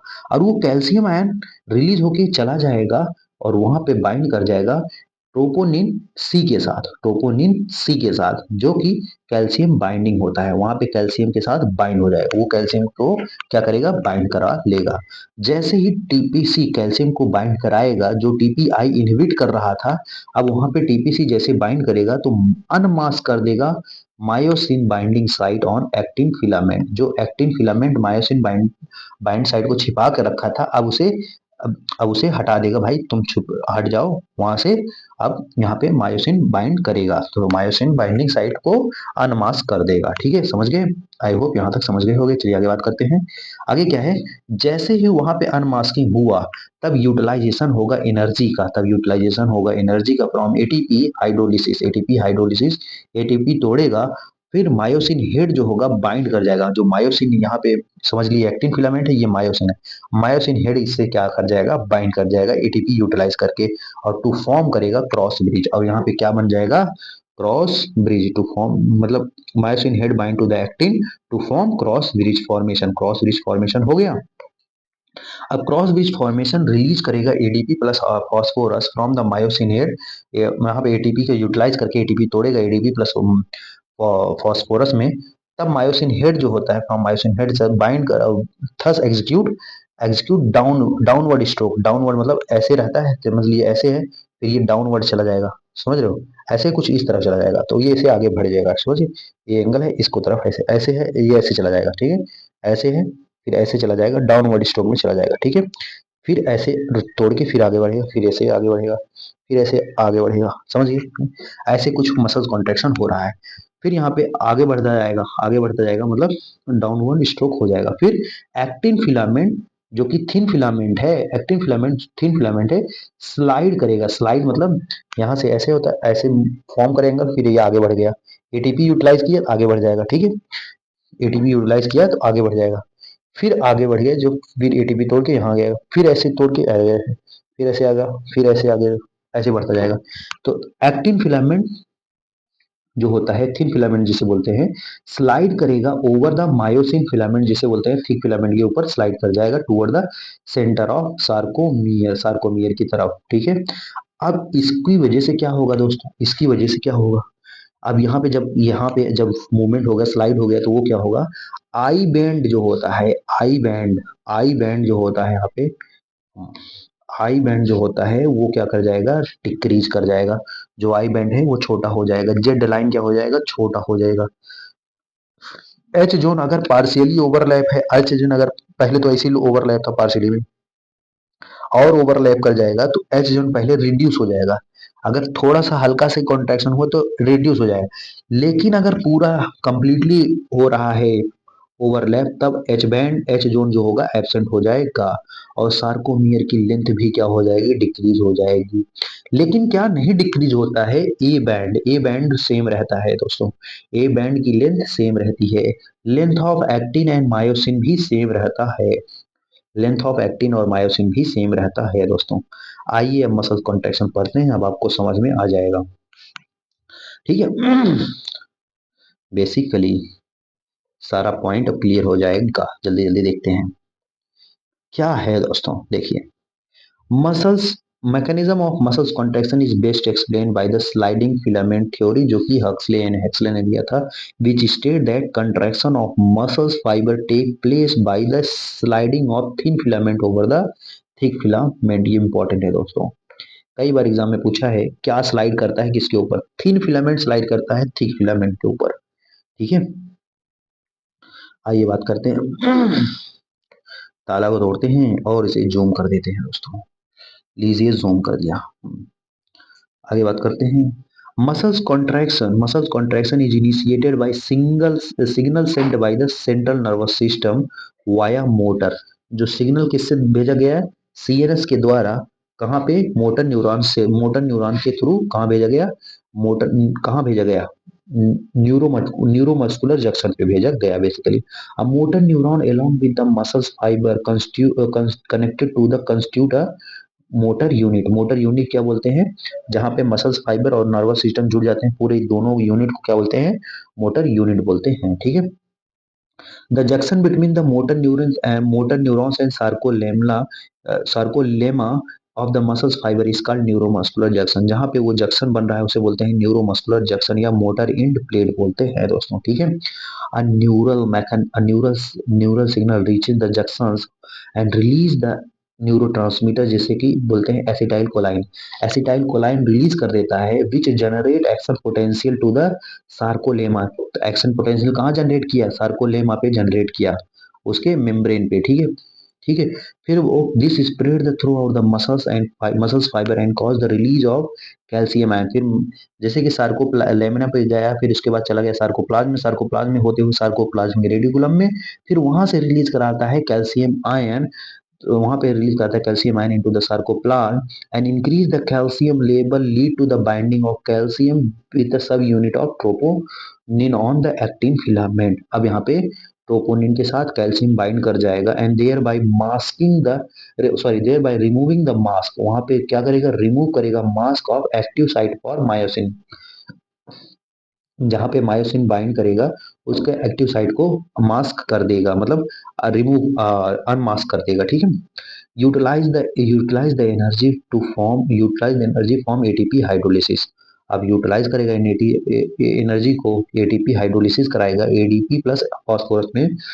The myosin head now binds to the exposed active site. अब मायोसिन का जो हेड है वो बाइंड कर जाएगा expose active site on myosin filament पे, मतलब एक्टिव साइट जहां पे मायोसिन का वो साइट प्रेजेंट है, वहां से मायोसिन बाइंड कर जाएगा, ठीक है। And form cross bridge. अब वहां पे क्या बन जाएगा, फॉर्म कर लेगा क्रॉस ब्रिज। यहाँ पे ये डायग्राम में देख पा रहे होगे, ये है यहाँ पे एक्टिव साइन यहाँ पे बाइंड कर जाएगा तो ये बन जाएगा क्रॉस ब्रिज फॉर्मेशन हो जाएगा। फिर एटीपी यूटिलाइज करके यहाँ पे देख रहे होंगे वो थोड़ा सा इस तरह से ऐसे चला जाएगा, ठीक है। अब ऐसे होने के बाद स्लाइड कर जाएगा, थोड़ा सा स्लाइडिंग हो जाएगा, फिर ये मसल्स आगे मूव कर जाएगा, फिर आगे ऐसे तोड़ेगा जब एटीपी हाइड्रोलिसिस होगा, फिर यहाँ पे आगे पहुंच जाएगा, फिर ऐसे टूट जाएगा, ऐसे समझ लो ये रेगुलर चलता रहता है। तो ब्रेकिंग ऑफ क्रॉस ब्रिज जैसे कि एटीपी यूटिलाइज हुआ था, फिर मायोफ्यूल ब्लड, फिर ऐसे रेगुलर इंटरवल में चलता रहता है, ठीक है, समझ गए। आई होप समझ गए होगे। आइए ताला तोड़ते हैं और इसे समझते हैं ये क्या लाइन बना दिया हुआ है, ठीक है। क्या था, break to form cross bridge. अब क्रॉस ब्रिज हो गया है तो अब क्या फॉर्मेशन ऑफ क्रॉस ब्रिज हो गया है, breaking and spread causing of further sliding, और इसे ब्रेक कर देगा, जो फॉर्म हुआ क्रॉस ब्रिज अब उसे ब्रेक करके स्लाइड कर देगा। The process continue till the calcium ion pump back to the sarcoplasmic cisternae resulting the masking of active filament. ये तब तक चलता रहेगा जब तक वो कैल्शियम आयन मेंटेन ना हो जाए सार्कोप्लाज्म में, ठीक है, समझ गए। आई होप समझ गए होगे। This causes the return of Z line to back on the original position. और ये क्या होगा, इसकी वजह से अब अपना जेड लाइन जो होगा, जो रिड्यूस हो गया था, वो अपने नॉर्मल पोजीशन पे आ जाएगा, डेट इज रिलैक्सेशन या रेस्टिंग स्टेट में आ जाएगा। The reaction time of the fibres can very different muscles, ये रिएक्शन टाइम अलग अलग मसल फाइबर पे अलग अलग हो सकता है। The repeated activation of muscles can lead to the accumulation of, अगर ये अब इंपॉर्टेंट पॉइंट आ गया दोस्तों, अब इंपॉर्टेंट पॉइंट आ गया, repeated activations of muscles can lead to the accumulation of lactic acid. अब ये लगातार हो रहा है अगर मसल्स में, तो वहां पे क्या डिपॉजिट हो जाएगा, लैक्टिक एसिड डिपॉजिट हो जाएगा दोस्तों, due to the anaerobic breakdown of glycogen in them. अब मसल्स में एनारोबिक ग्लाइकोजन का ब्रेकडाउन होगा, वहां पे ग्लूकोज बनता रहेगा और वहां पे लैक्टिक एसिड का डिपोजिशन होने लगता है और कॉज करेगा फटीग दोस्तों, मसल्स में फटीग पेन पेन कॉज करेगा। और जो मसल्स में पेन कॉज होता है दोस्तों, वो भी बहुत असहनीय दर्द होता है, ठीक है। फिलहाल आगे बढ़ते हैं, आगे बढ़ते हैं दोस्तों। आगे क्या है इसे यहाँ पे, हाँ, muscles contain a red coloured oxygen storing pigment called myoglobin. Muscles जो होता है red colour oxygen storing pigment लिए रहता है, जिसे हम मायोग्लोबिन बोलते हैं। Myoglobin content is high in some of the muscles, myoglobin content high होता है सम ऑफ द मसल्स, इसलिए वहां पे रेडिश अपीयरेंस होता है मसल्स में, ठीक है। Such muscles are called red fibre, such muscles उन्हें क्या बोलते हैं, रेड फाइबर मसल्स बोलते हैं, ठीक है। आई होप समझ गए होंगे। ये इंपॉर्टेंट है दोस्तों, उन मसल्स को क्या बोलते हैं, रेड फाइबर मसल्स बोलते हैं, ठीक है। आई होप समझ गए होंगे, चलिए आगे बात करते हैं। These muscles also contain plenty of mitochondria, basically in muscles के पास, जो रेड मसल्स फाइबर होते हैं उनके पास बहुत सारी माइट्रोकॉन्ड्रिया प्रेजेंट होते हैं बेसिकली दोस्तों, which utilise large amount of oxygen storing them and then form of ATP production, वहां पे एटीपी का प्रोडक्शन भी करते हैं। These muscles fiber can stored these muscles fiber can therefore also called aerobic muscles, इसलिए इन्हीं muscles को क्या बोलते हैं, एरोबिक मसल्स भी बोलते हैं दोस्तों। रेड फाइबर मसल्स को क्या बोलते हैं, एरोबिक मसल्स भी बोलते हैं। ऑन द अदर हैंड्स, लेकिन लेकिन दोस्तों, on the other hand some of the muscles possess very less quantity of myoglobin and therefore appearance pale yellow या व्हाइटिश कलर के थोड़े मसल्स होते हैं दोस्तों। These are the white fibre, ये मसल्स कैसे होते हैं, व्हाइट फाइबर मसल्स होते हैं। Number of mitochondria are fewer in them, अब इसमें क्या होता है बेसिकली दोस्तों, इसमें नंबर ऑफ माइटोकॉन्ड्रिया बहुत कम हो जाते हैं, थोड़ा कम होते हैं। But amount of sarcoplasmic reticulum is high, लेकिन इसमें सार्कोप्लाज्मिक रेटिकुलम हाई हो जाता है, ये इंपॉर्टेंट है दोस्तों। वहां सार्कोप्लाज्मिक रेटिकुलम कम था, लेकिन यहाँ पे सार्कोप्लाज्मिक रेटिकुलम हाई हो जाता है, कैल्शियम स्टोरिंग पीरियड ज्यादा होता है, depending on anaerobic process of energy दोस्तों, ठीक है, समझ गए। लेकिन यहाँ पे माइटोकॉन्ड्रिया का नंबर कम होता है व्हाइट फाइबर मसल्स में, व्हाइट फाइबर मसल्स में क्या कम होता है, माइटोकॉन्ड्रिया कम होता है, लेकिन सार्कोप्लाज्मिक रेटिकुलम ज्यादा होता है, समझ गए। आई होप यहाँ तक समझ गए होंगे। चलिए दोस्तों, अगर समझ गए तो आइए अब बात करते हैं स्केलेटल मसल्स की। किसकी बात करेंगे, स्केलेटल मसल्स की, ठीक है। आइए दोस्तों स्केलेटल सिस्टम की बात करते हैं। पहले क्या करेंगे, ताला को तोड़ेंगे, उससे जूम कर लेंगे। लीजिए जूम हो गया है दोस्तों। अब यहाँ पढ़ने से पहले एनसीईआरटी पढ़ने से पहले चलिए समरी पॉइंट पढ़ लिया जाए, जिससे क्वेश्चन हो जाए, ठीक है। लेकिन एनसीईआरटी पढ़ना मस्ट है दोस्तों, बहुत ज्यादा जरूरी है। लेकिन पहले समरी पढ़ लिया जाए। आइए समरी पढ़ते हैं। क्या करते हैं, देखिए ध्यान से। स्केलेटल सिस्टम में दो तरह का होता है, एक एक्सोस्केलेटल होता है, एक एंडोस्केलेटन होता है। एक्सोस्केलेटन जो एंडोडर्मल होता है ऑरिजिन, और एंडोस्केलेटन जो होता है मेसोडर्मल ऑरिजिन होता है, ठीक है। एक्सोस्केलेटन में क्या आते हैं अपने नेल्स, जो ये नेल्स होते हैं वो कैसे होते हैं, ये भी मतलब बोन के ही पार्ट है। तो ये नेल्स होते हैं केराटिन प्रोटीन से बने होते हैं, हेयर अपना केराटिन प्रोटीन से बना होता है। हॉर्न्स, हॉर्न मतलब जो सींग होता है वो भी पाए जाते हैं किसी जो जानवर होते हैं उनमें। बेसिकली दोस्तों हूव्स होते हैं, जो खुरदुरा जो बोफेलो वगैरह में पाया जाता है हूव्स। और जो फीदर्स जो पंख होते हैं दोस्तों, जो चिड़िया में पाया जाता है दोस्तों, ठीक है। समझ गए ये कैसे होते हैं, एक्सोस्केलेटन होते हैं। अब हम बात करेंगे एंडोस्केलेटन में। एंडोस्केलेटन की बात करते हैं दोस्तों, ये दो तरह का होते हैं, एक होता है बोन और एक होता है कार्टिलेज। तो सम कार्टिलेज होते हैं, लेकिन ज्यादातर बोन होते हैं दोस्तों। बोन कितने होते हैं, टू 206, 206 दोस्तों, 2 से 6 बोन होते हैं। अडल्ट की बात कर रहे हैं, लेकिन जो चिल्ड्रेन होते हैं, जो बच्चे होते हैं, छोटे छोटे जो बालक होते हैं, उनमें लगभग लगभग 300 से ज्यादा बोन पाए जाते हैं दोस्तों, ठीक है। लगभग लगभग 300 या 300 से ज्यादा बोन पाए जाते हैं। लेकिन जैसे जैसे वो डेवलप करते हैं, ग्रोथ करते हैं, उनकी बोन को विकसित होने लगता है और कन्वर्ट हो जाता है लगभग लगभग 206 हड्डी में, ठीक है, 206 बोन में, ठीक है। आइए पूरे 206 बोन को कैसे कंपाइल करते हैं अब बात करते हैं, ठीक है। तो बोन जो होता है डिवाइड है बेसिकली एक्सियल बोन में एंड अपेंडिकुलर बोन में। एक्सियल बोन जो होता है लगभग लगभग 80 बोन कंसिस्ट किया रहता है, और अपेंडिकुलर बोन में लगभग लगभग 126 बोन होते हैं। 80 और 126 जोड़ोगे तो 206 आएगा। अब इन 80 को भी तोड़ेंगे कितने भागों में, 4 भागों में। 80 जो होता है, 80 बोन जो डिवाइड होता है, 80 बोन डिवाइड होता है 4 भागों में। कौन कौन से, skull skeleton, sternum, ribs and vertebrae. Skull skeleton, sternum, ribs and vertebrae. Skull skeleton में लगभग लगभग 29 बोन पाए जाते हैं। स्टर्नम जो होता है यहाँ पे चेस्ट रीजन में पाई जाती है, सिंगल बोन होती है स्टर्नम। और रिब्स जो होती है, ये हमारे जो पूरे ये थोरेसिक चेम्बर होता है, जो चेस्ट रीजन है, छाती रीजन पे जो पाए जाते हैं, वो 12 पेयर में पाए जाते हैं दोस्तों। 12 पेयर में पाए जाते हैं, लगभग लगभग 24 होते हैं दोस्तों। और जो वर्टिब्री होती है, जो हमारे पीछे बैक साइड से निकली होती है, पूरी रीढ़ की हड्डी जिसे बोलते हैं, वो होती है 26 दोस्तों। ये पेयर नहीं बोलेंगे, इसमें 13 पेयर नहीं, सिर्फ और सिर्फ 26 पाए जाएंगे, ठीक है, गिन के 26 होते हैं। समझ गए। अभी इनकी डिटेल में बात करेंगे, लेकिन अभी काउंट कर रहे हैं। तो 29 प्लस 1 30, और 30 24 जोड़ेंगे तो कितना हो जाएगा, 54, 54 और 26 जोड़ेंगे तो 80 हो जाएगा, ठीक है। आइए बात करते हैं दोस्तों।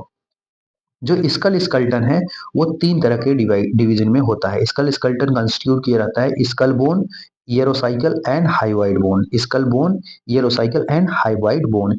स्कल बोन जो होता है उसमें कितने बोन होते हैं, स्कल बोन में लगभग लगभग 22 बोन होते हैं। ईयरोसाइकल जो होते हैं 6 बोन होते हैं, 3 पेयर में होते हैं, 3 इस कान में, 3 इस कान में दोस्तों, जिसे हम मिस नाम से याद कर लेते हैं, मिस। मैलस इनकस स्टेपस, सबसे छोटी हड्डी जो होती है स्टेपस होती है, ये आपको पता होना चाहिए, सॉरी पति को बोल रहा हूँ, पता होना चाहिए, ठीक है। तो मैलस इनकस स्टेपस 3 हड्डी होती है, और तीनों में सबसे छोटी हड्डी होती है स्टेपस दोस्तों, जो हमारे कान में पाई जाती है सबसे छोटी हड्डी, ठीक है।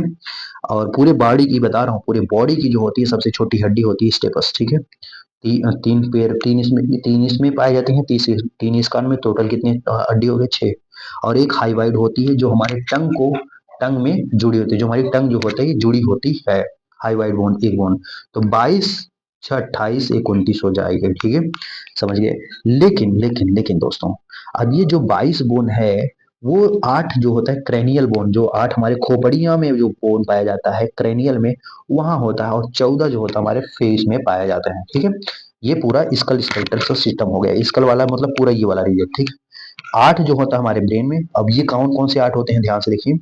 फ्रंटल, ये होता है फ्रंटल, ये होता है पेराइट, यहाँ पे होता है पेराइटल, जैसे फ्रंटल, पेराइटल, टेम्पोरल ऑसिपिटल।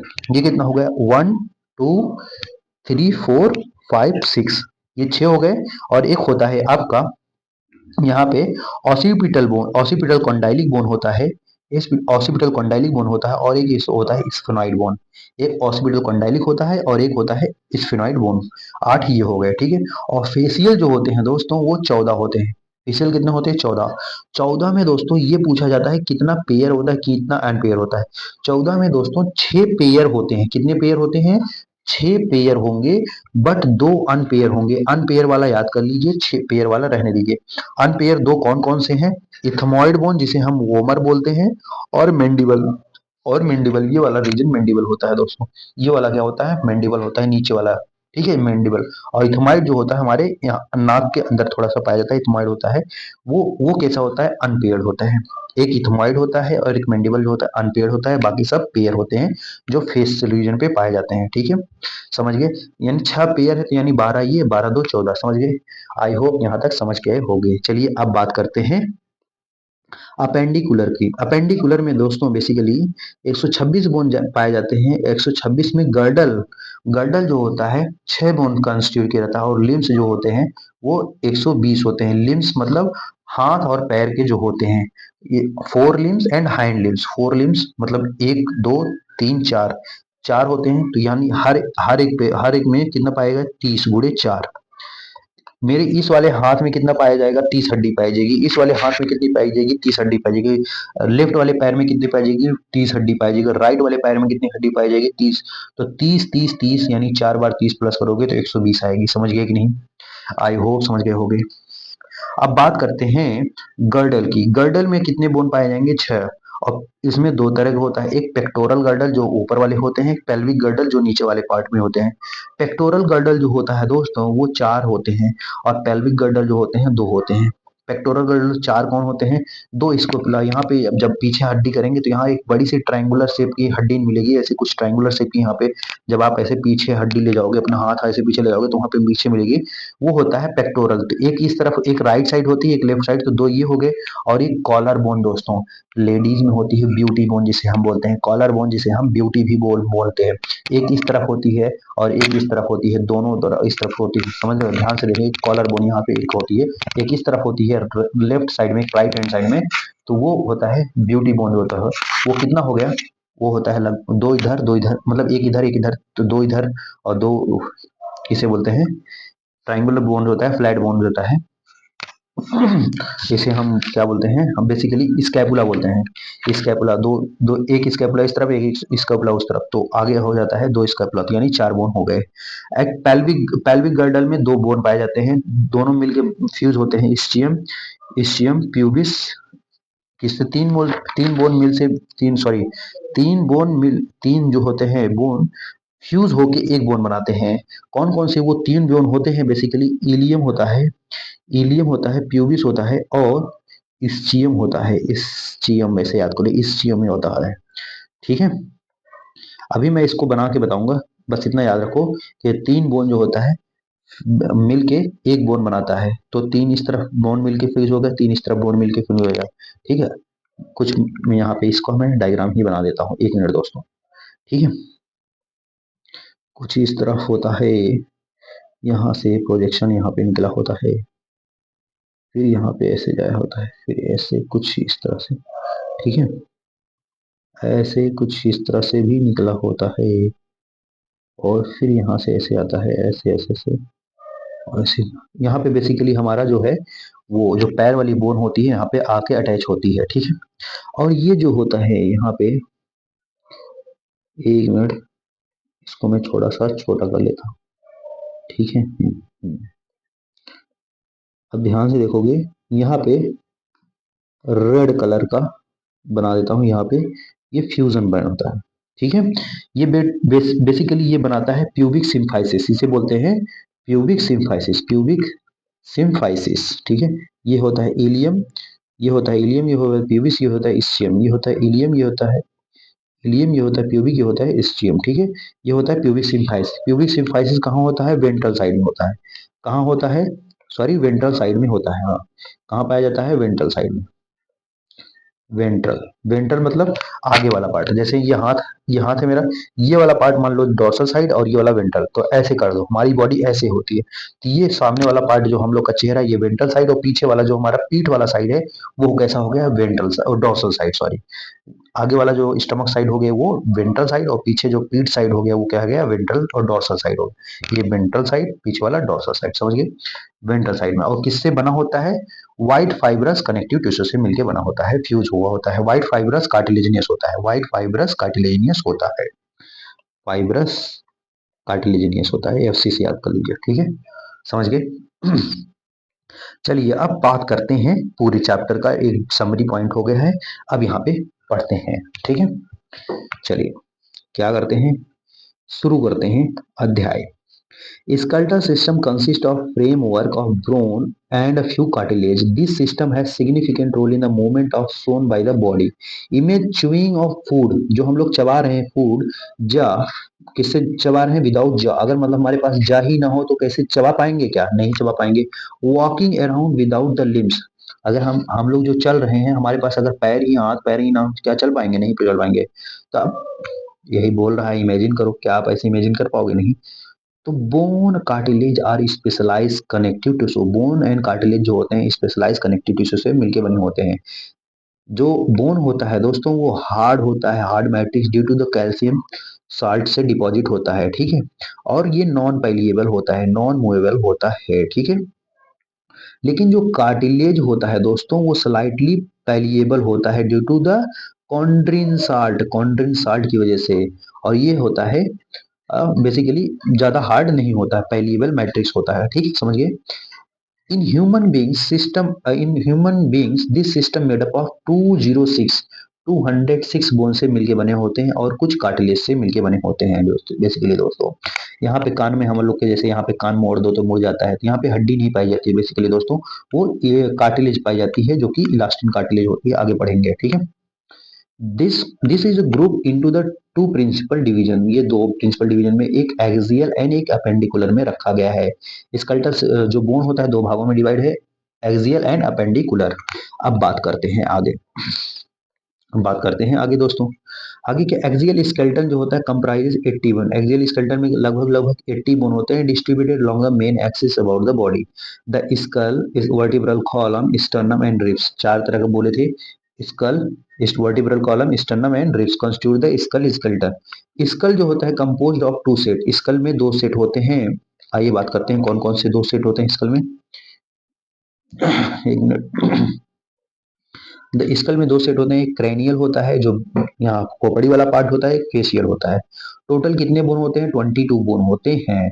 14 हमारे फेस में पाए जाएंगे, 8 हमारे क्रैनियल में। Cranial bone are in 8 in number, 8 in number, cranial bone कितने होते हैं, 8 इन नंबर होते हैं। Therefore the hard protective outer covering, तो यहाँ पे जो दोस्तों हार्ड प्रोटेक्टिव आउटर कवरिंग पाई जाती है, क्रैनियम फॉर द ब्रेन, तो ब्रेन की जो आउटर कवरिंग कवरिंग पाई जाती है दोस्तों वो किससे बनी होती है, क्रैनियम से मिलकर बनी होती है, समझ गए कि नहीं, आई होप समझ गए होंगे। The facial region is made up of 14 skeletal, facial region कितने रीजन से बना था, 14 बोन से मिलके बना होता है। इनमेंट which forms the frontal part of the skull, जो कि फ्रंटल पार्ट स्कल का बनाता है, ठीक है। अब एक इंपॉर्टेंट बोन आ गई है यहाँ पे, ये इंपॉर्टेंट है दोस्तों। A single U shape, कैसा shape, U shape body, U shape bone, sorry U shape bone जिसे बोलते हैं hyoid bone, is present at the base of the buccal cavity, यहाँ पे पाया जाता है बेसिकली यहाँ पे बक्का कैविटी बेस पे, and it is not include in the skulls, ये इंक्लूड नहीं होता है स्कल में लेकिन पाया जाता है। ईच मिडिल ईयर, हर sorry each middle ear contains three Teni bones, जिसे मैलस इनकस स्टेपस, मिस से याद करिए, किसी की सबकी मिस होती है दोस्तों, तो मिस से याद करिए, MIS MIS. Collectively called as ear ossicle, इन तीनों को क्या बोलते हैं, ईयरोसाइकल। तो एक कान में तीन, एक कान में तीन, 6 हो गए, समझिए। The skull region articulate with the superior region of the, skull region और आर्टिकुलेट होता है सुपेरियर रीजन ऑफ द, किससे, ताला को तोड़ते हैं, superior region of the skull region articulate, fuse होता है, आर्टिकुलेट मतलब फ्यूज होता है of vertebral column with the help of और टू कॉन्डाइलिक। हम लोग का हेड कैसा होता है, डाइकॉन्डाइलिक। फ्रॉग का भी कैसा होता है, डाइकॉन्डाइलिक। लेकिन जो बर्ड्स होते हैं, रेप्टेलियस होते हैं, वो कैसे होते हैं, मोनोकॉन्डाइलिक होते हैं, मोनोकॉन्डाइलिक होते हैं दोस्तों। जो फ्रॉग होता है वो डाइकॉन्डाइलिक, हम लोग के जैसा होता है, मेढक। और हम लोग भी कैसे होते हैं, डाइकॉन्डाइलिक होते हैं। ठीक है, समझिए। आई होप यहाँ तक समझ गए होंगे। चलिए आगे बात करते हैं। आगे बात करते हैं दोस्तों। आगे क्या बात करते हैं, पहले क्या करने हैं, पेन नहीं चल रहा है मेरा, चलेगा क्यों नहीं। हाँ, बात करते हैं आर वर्टिब्री। वर्टिब्रल कॉलम जो हमारे पीछे साइड रीढ़ की हड्डी पाई जाती है वो कैसे होता है। अब vertebral column formed by 26 serially arranged unit and called as vertebra, इसे बोलते हैं vertebrae, and is dorsally placed, back side में प्लेस्ड होता है। बेसिकली इसे याद करने का एक फॉर्मूला है दोस्तों, वो याद करिए कैसा फॉर्मूला है। C7T12, C7T12L5, लंबर कितना होता है, 5। फिर होता है सैक्रम, ओहो हो, हिलडुल रहा है। सैक्रम कैसे होता है, 5। फिर होता है कॉकिक्स, कॉकिक्स कितना होता है, 1 होता है। ठीक है, ये याद रखिए। 12 7 19, 19 5, 9 5 14, 24 25 26, समझ गए कि नहीं, आप समझ गए होंगे। चलिए आगे बात करते हैं। It extends from the base of the skull and constitute the main framework of the trunk. कहाँ तक लिया जाता है, ट्रंक तक। Each vertebrae has central hollow portions, वहाँ पे hollow hollow portion में रहता है, जिसमें न्यूरल कैनाल पास होता है, through neural canal through which the spinal cord passes, यहाँ पे स्पाइनल कॉर्ड पास होते हैं। The first vertebra is atlas, पहला वर्टिब्री क्या होता है, एटलस होता है। And it articulate with occipital condyle, वहां से ऑसिपिटल कॉन्डाइलिक आर्टिकुलेट होता है, वहां पे फिक्स हो जाता है। The वर्टिब्रिक column is differentiated into C7 cervical 7, thoracic 12, lumbar 5, sacral 1 and coccyx 1 होता है दोस्तों। समझ गए कि नहीं, आई होप समझ गए होंगे। ये इंपॉर्टेंट है दोस्तों, नंबर कई बार डायरेक्ट ही पूछ लिया जाता है।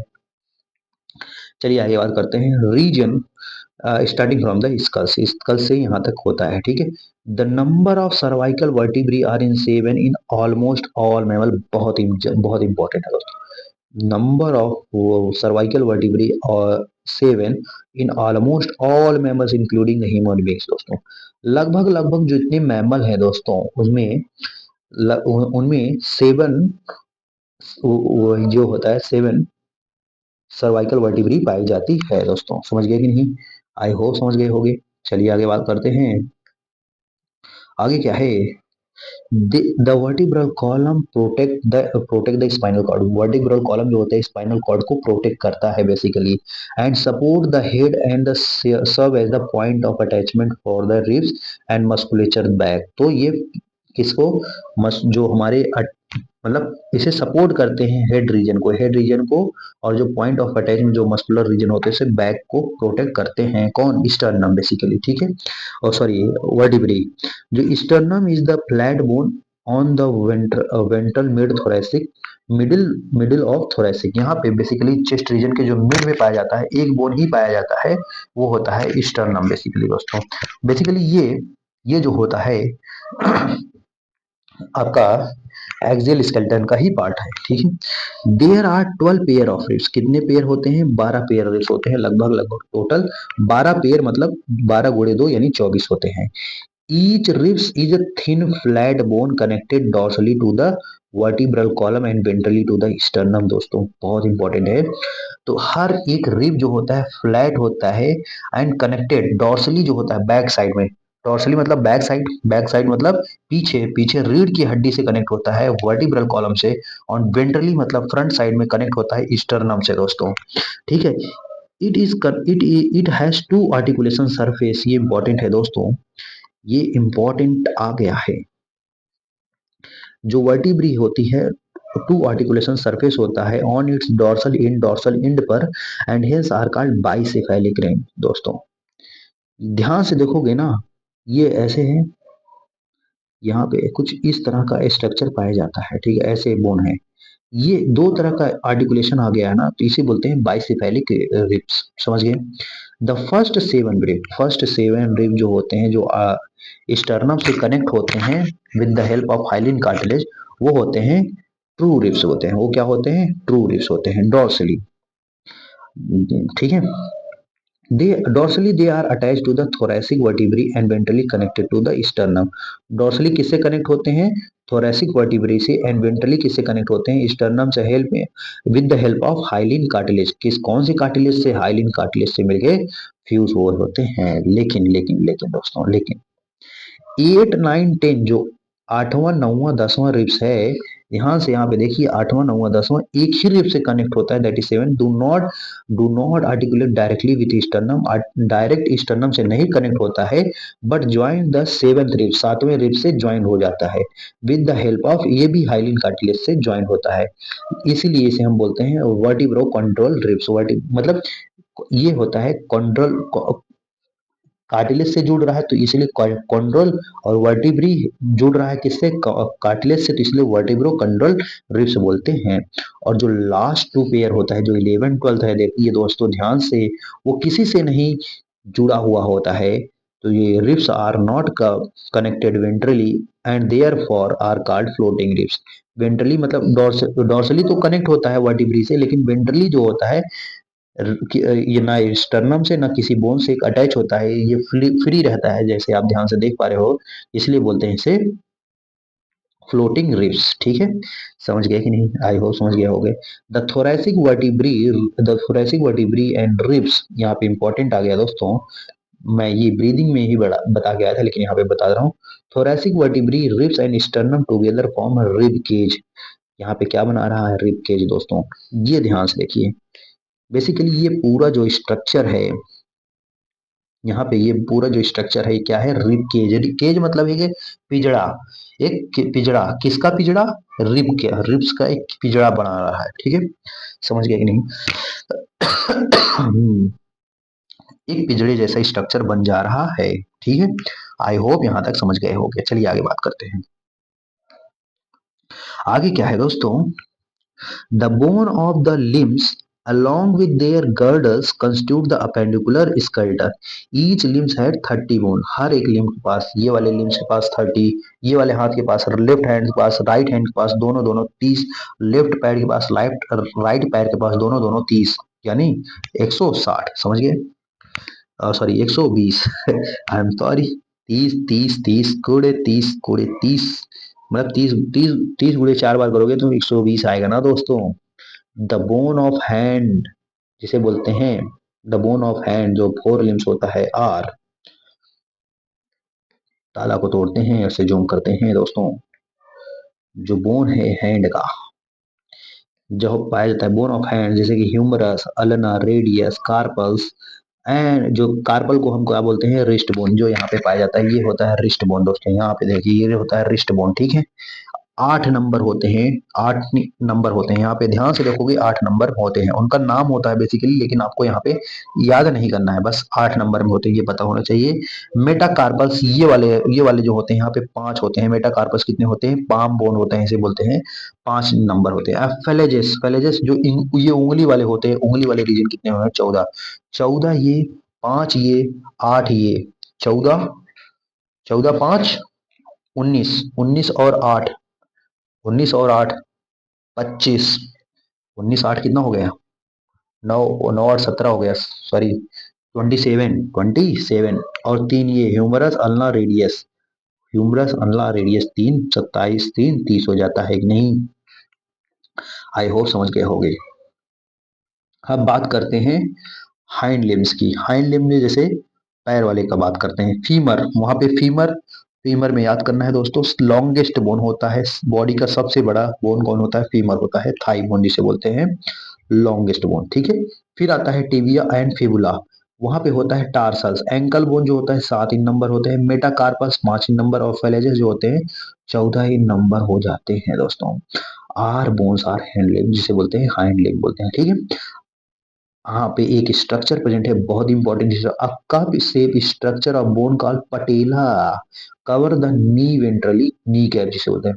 जो आगे वाला कैप होता है, यहाँ वेंट्रल जैसे कोहनी का होता है स्ट्रक्चर, वहां पे नी का भी होता है, नी जो नी कैप होता है दोस्तों, वहां पे पाया जाता है। तो वहां पे कप लाइक स्ट्रक्चर पाया जाता है जो कि प्रोटेक्ट करता है यहाँ पे। तो वो क्या करता है, उसे क्या बोलते हैं, पटेला बोन बोलते हैं। ठीक है, समझ गए कि नहीं? आई होप समझ गए होंगे। चलिए आगे बात करते हैं। पहले इस डायग्राम को देख लेते हैं, जितना पढ़े हैं ये समझ में आया है कि नहीं। ध्यान से देखो, ध्यान से देखो दोस्तों, यहाँ पे ये है ह्यूमरस, ये क्या है, ह्यूमरस। और ये है रेडियस। रेडियस किससे, थंब से, सम से जो अटैच डायरेक्ट दिख रहा है, अटैच होता है वो रेडियस। और फिर कानी उंगली से जो अटैच होता है, जो ये वाली उंगली से अगर अटैच होता है, वो होता है अल्ना। अल्ना कानी उंगली से अटैच होता है, अल्ना। ठीक है, यहाँ पे होता है कार्पल्स 8 नंबर, मेटाकार्पस 5 नंबर, फेलेजिस होता है 14 नंबर। फेलेजिस होता है 14 नंबर। ठीक है, समझिए कि नहीं। यहाँ पे पाया जाता है गर्डल में, पेक्टोरल गर्डल में स्कैपुला, और पेल्विक गर्डल में क्लेविकल, जिसे हम बोलते हैं कॉलर बोन, जो ब्यूटी बोन भी बोलते हैं दोस्तों। समझ गए? आई होप समझ गए होंगे। अब हम ये बात कर लेते हैं पैर की, पैर का ही बात कर लेते हैं। यहाँ पे ध्यान से देख रहे होंगे, ये है फीमर, फीमर के बाद आता है टिबिया। टिबिया किससे अटैच होता है, ये वाले थंब वाले रीजन से। और फिर आता है फिबुला। फिबुला जो होता है उंगली वाले रीजन से आता है। ठीक है, फिर आता है tarsals, tarsal ankle bone 7 number. ये होता है मेटाकार्पस, कितना होते हैं, 5 इन नंबर। और फेलेजेस जो होते हैं 14 नंबर। ठीक है, 7 5 12, 12 और 24 कितना हो गया, 26। 26 3 29 और एक बोन हो गया पटेला दोस्तों, ये वाला। मैं यही बोल रहा था, पटेला बोन, नी के बोर्ड के जो सामने होता है पटेला बोन होता है। ठीक है, समझ गए कि नहीं? आई होप समझ गए होंगे।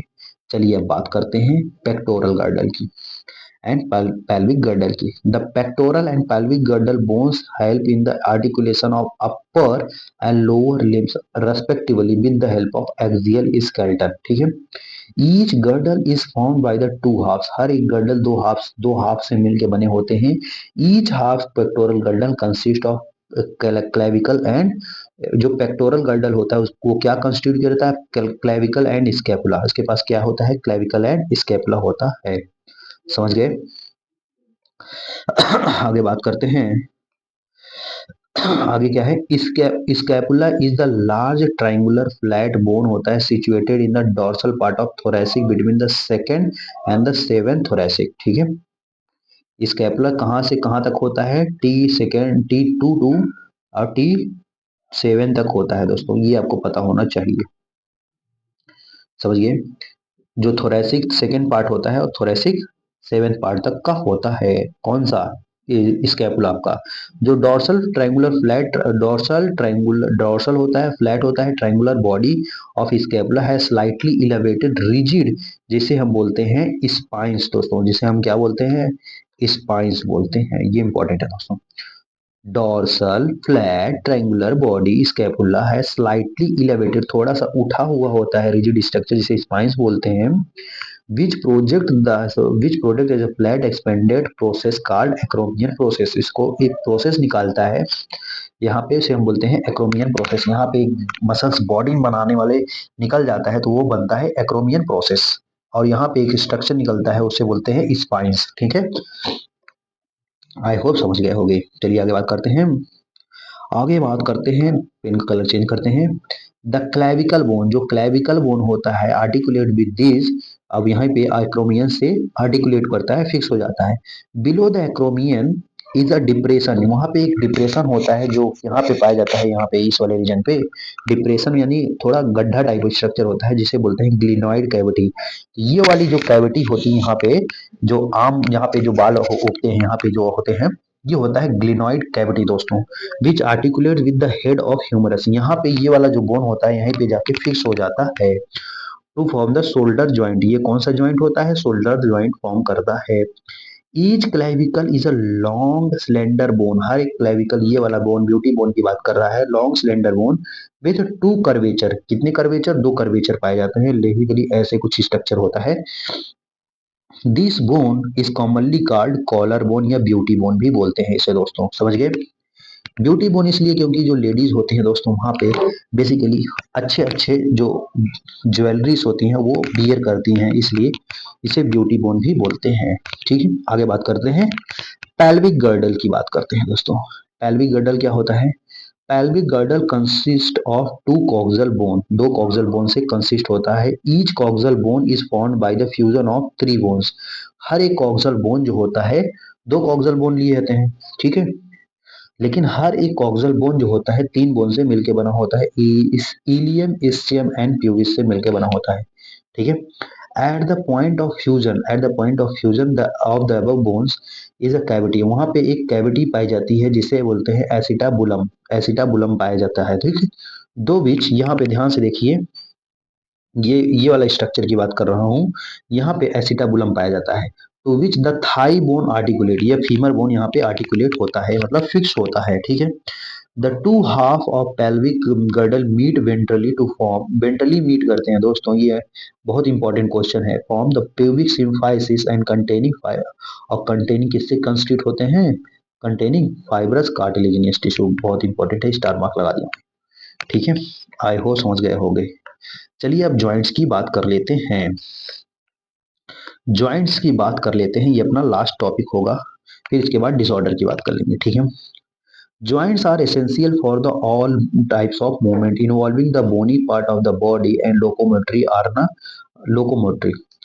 Joints जो होते हैं are essential for the all type of movement, सभी तरह के मूवमेंट के लिए जॉइंट जो होते हैं बहुत इंपॉर्टेंट होते हैं दोस्तों। Locomotory and movement are no exception to, यहाँ पे कोई एक्सेप्शन नहीं होता है इसके लिए, जॉइंट्स के लिए, तो ठीक है दोस्तों।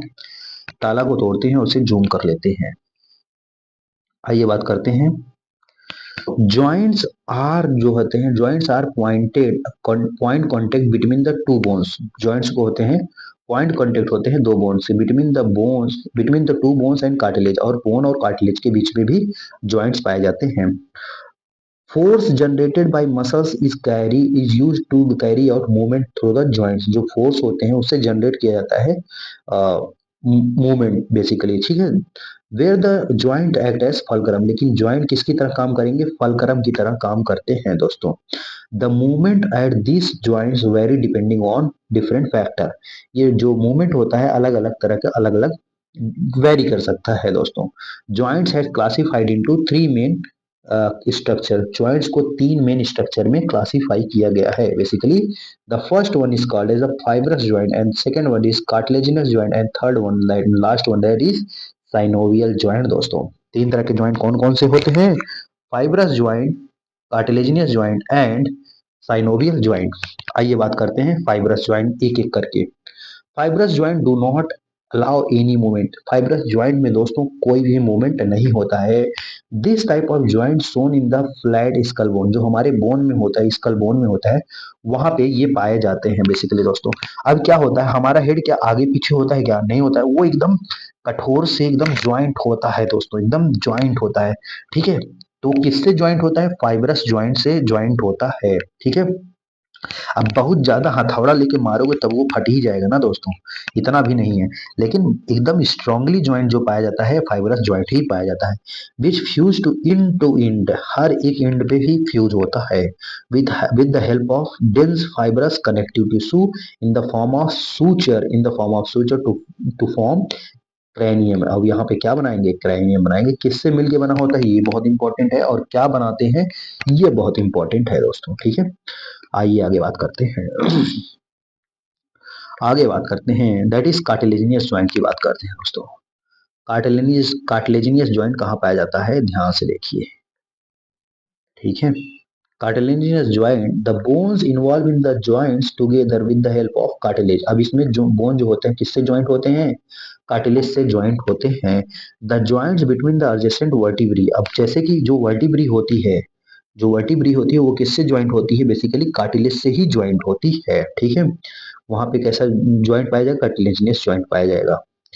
In the vertebral column of this pattern is the it is permits limited movement, और यहाँ पे हल्का ही मूवमेंट होता है, जैसे ये झुक जाते हैं थोड़ा सा अप हो जाता है, ऐसा नहीं कि पूरा मुड़ जाता है, ऐसे झुक जाएंगे तो एकदम सर्कल थोड़ी ना फॉर्म होता है, थोड़ा ही का झुक सकते हैं, ठीक है। ज्यादा झुकने के बाद दिक्कत हो जाती है दोस्तों, समझ गए कि नहीं। ये होता है एक लिमिटेड मूवमेंट की तहत पर होता है, ठीक है। अब बात करते हैं साइनोवियल ज्वाइंट की, साइनोवियल ज्वाइंट की बात कर लेते हैं दोस्तों।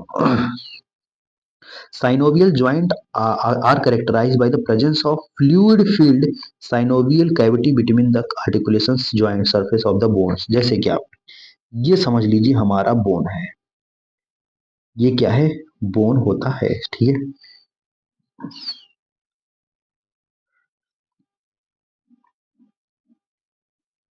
यहाँ पे दो बोन का आप ज्वाइंट जो होता है इसमें पाया जाता है फ्लूइड फील्ड कैविटी, यहाँ पाई जाएगी फ्लूइड फील्ड कैविटी पाई जाती है दोस्तों, ठीक है, समझ गए। अब ये कैविटी यहाँ पे ऐसे कुछ समझ लो, ऐसे कैविटी, अब यहाँ पे जो ज्वाइंट पाई जाएगी वो होती है साइनोवियल ज्वाइंट, ठीक है।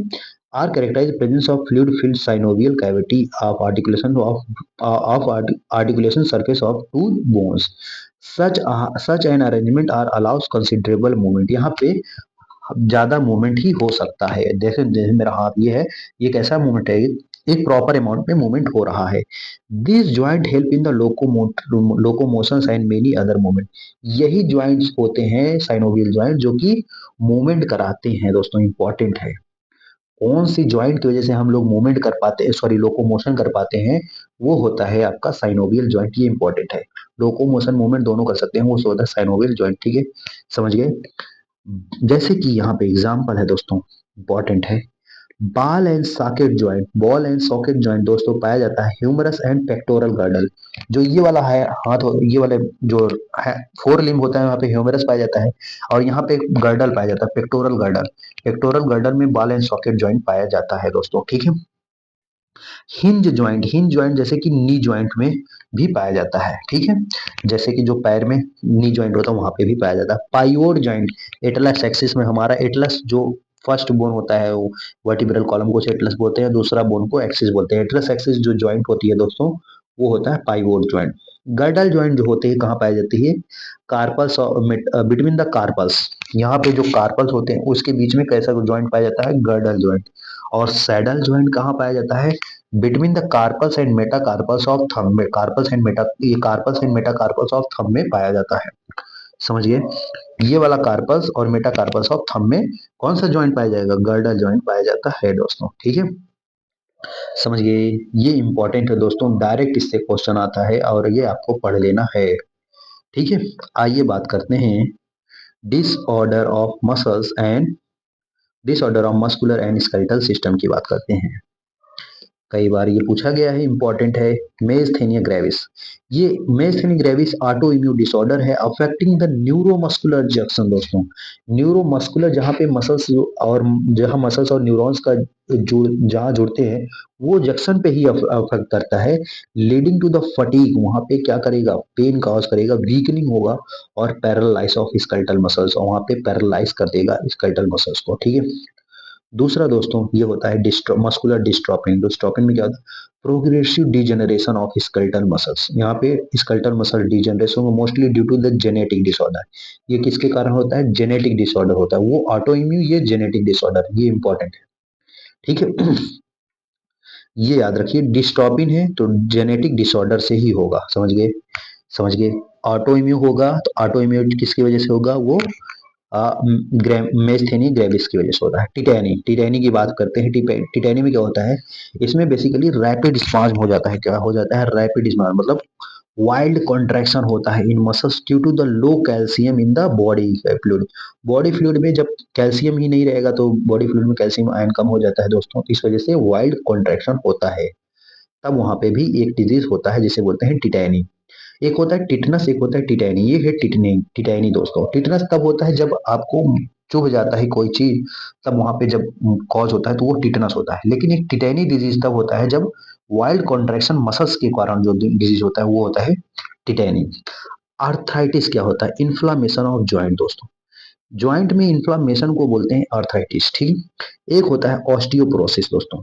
ऑस्टियोपोरोसिस क्या होता है, ये एज रिलेटेड डिसऑर्डर होता है, age related disorder characterize by decrease of bone mass. इसमें दोस्तों बोन मास कम होने लगता है एंड इंक्रीज चार्न ऑफ फ्रैक्चर। जैसे बोन मास कम, जो जो बोन मास होता है, मान लीजिए ये बोन है, ये बोन है, समझ लीजिए, एक मिनट, ये कैसे बोन है, एक मिनट दोस्तों,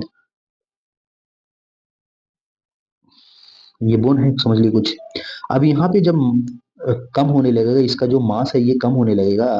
अगर इसका मास कम होने लगेगा तो क्या होगा दोस्तों, इसमें वीकनिंग हो जाएगी, ये इसमें फ्रैक्चर होने के चांस बढ़ जाएंगे ना, इंक्रीज चांस ऑफ फ्रैक्चर।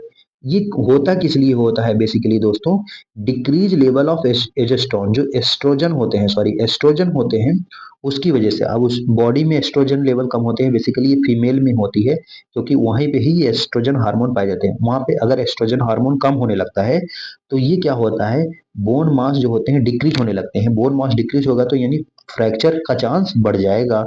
यानी थोड़ा सा आपको ऐसे टच कर दूंगा और आप बिखर जाओगे, टूट जाओगे, ऐसे समझ रहे हो, आपकी हड्डी ऐसे टूट जाएंगी, समझ रहे हो।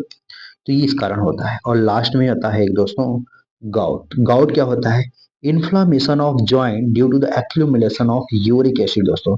जब यूरिक एसिड क्रिस्टल का डिपोजिशन हो जाता है जॉइंट्स में, तब वहां पे होता है गाउट डिजीज। ये बहुत इंपॉर्टेंट है, यूरिक एसिड का डिपोजिशन गाउट डिजीज कॉज करता है। ठीक है, आई होप यहाँ तक समझ में आ गया होगा।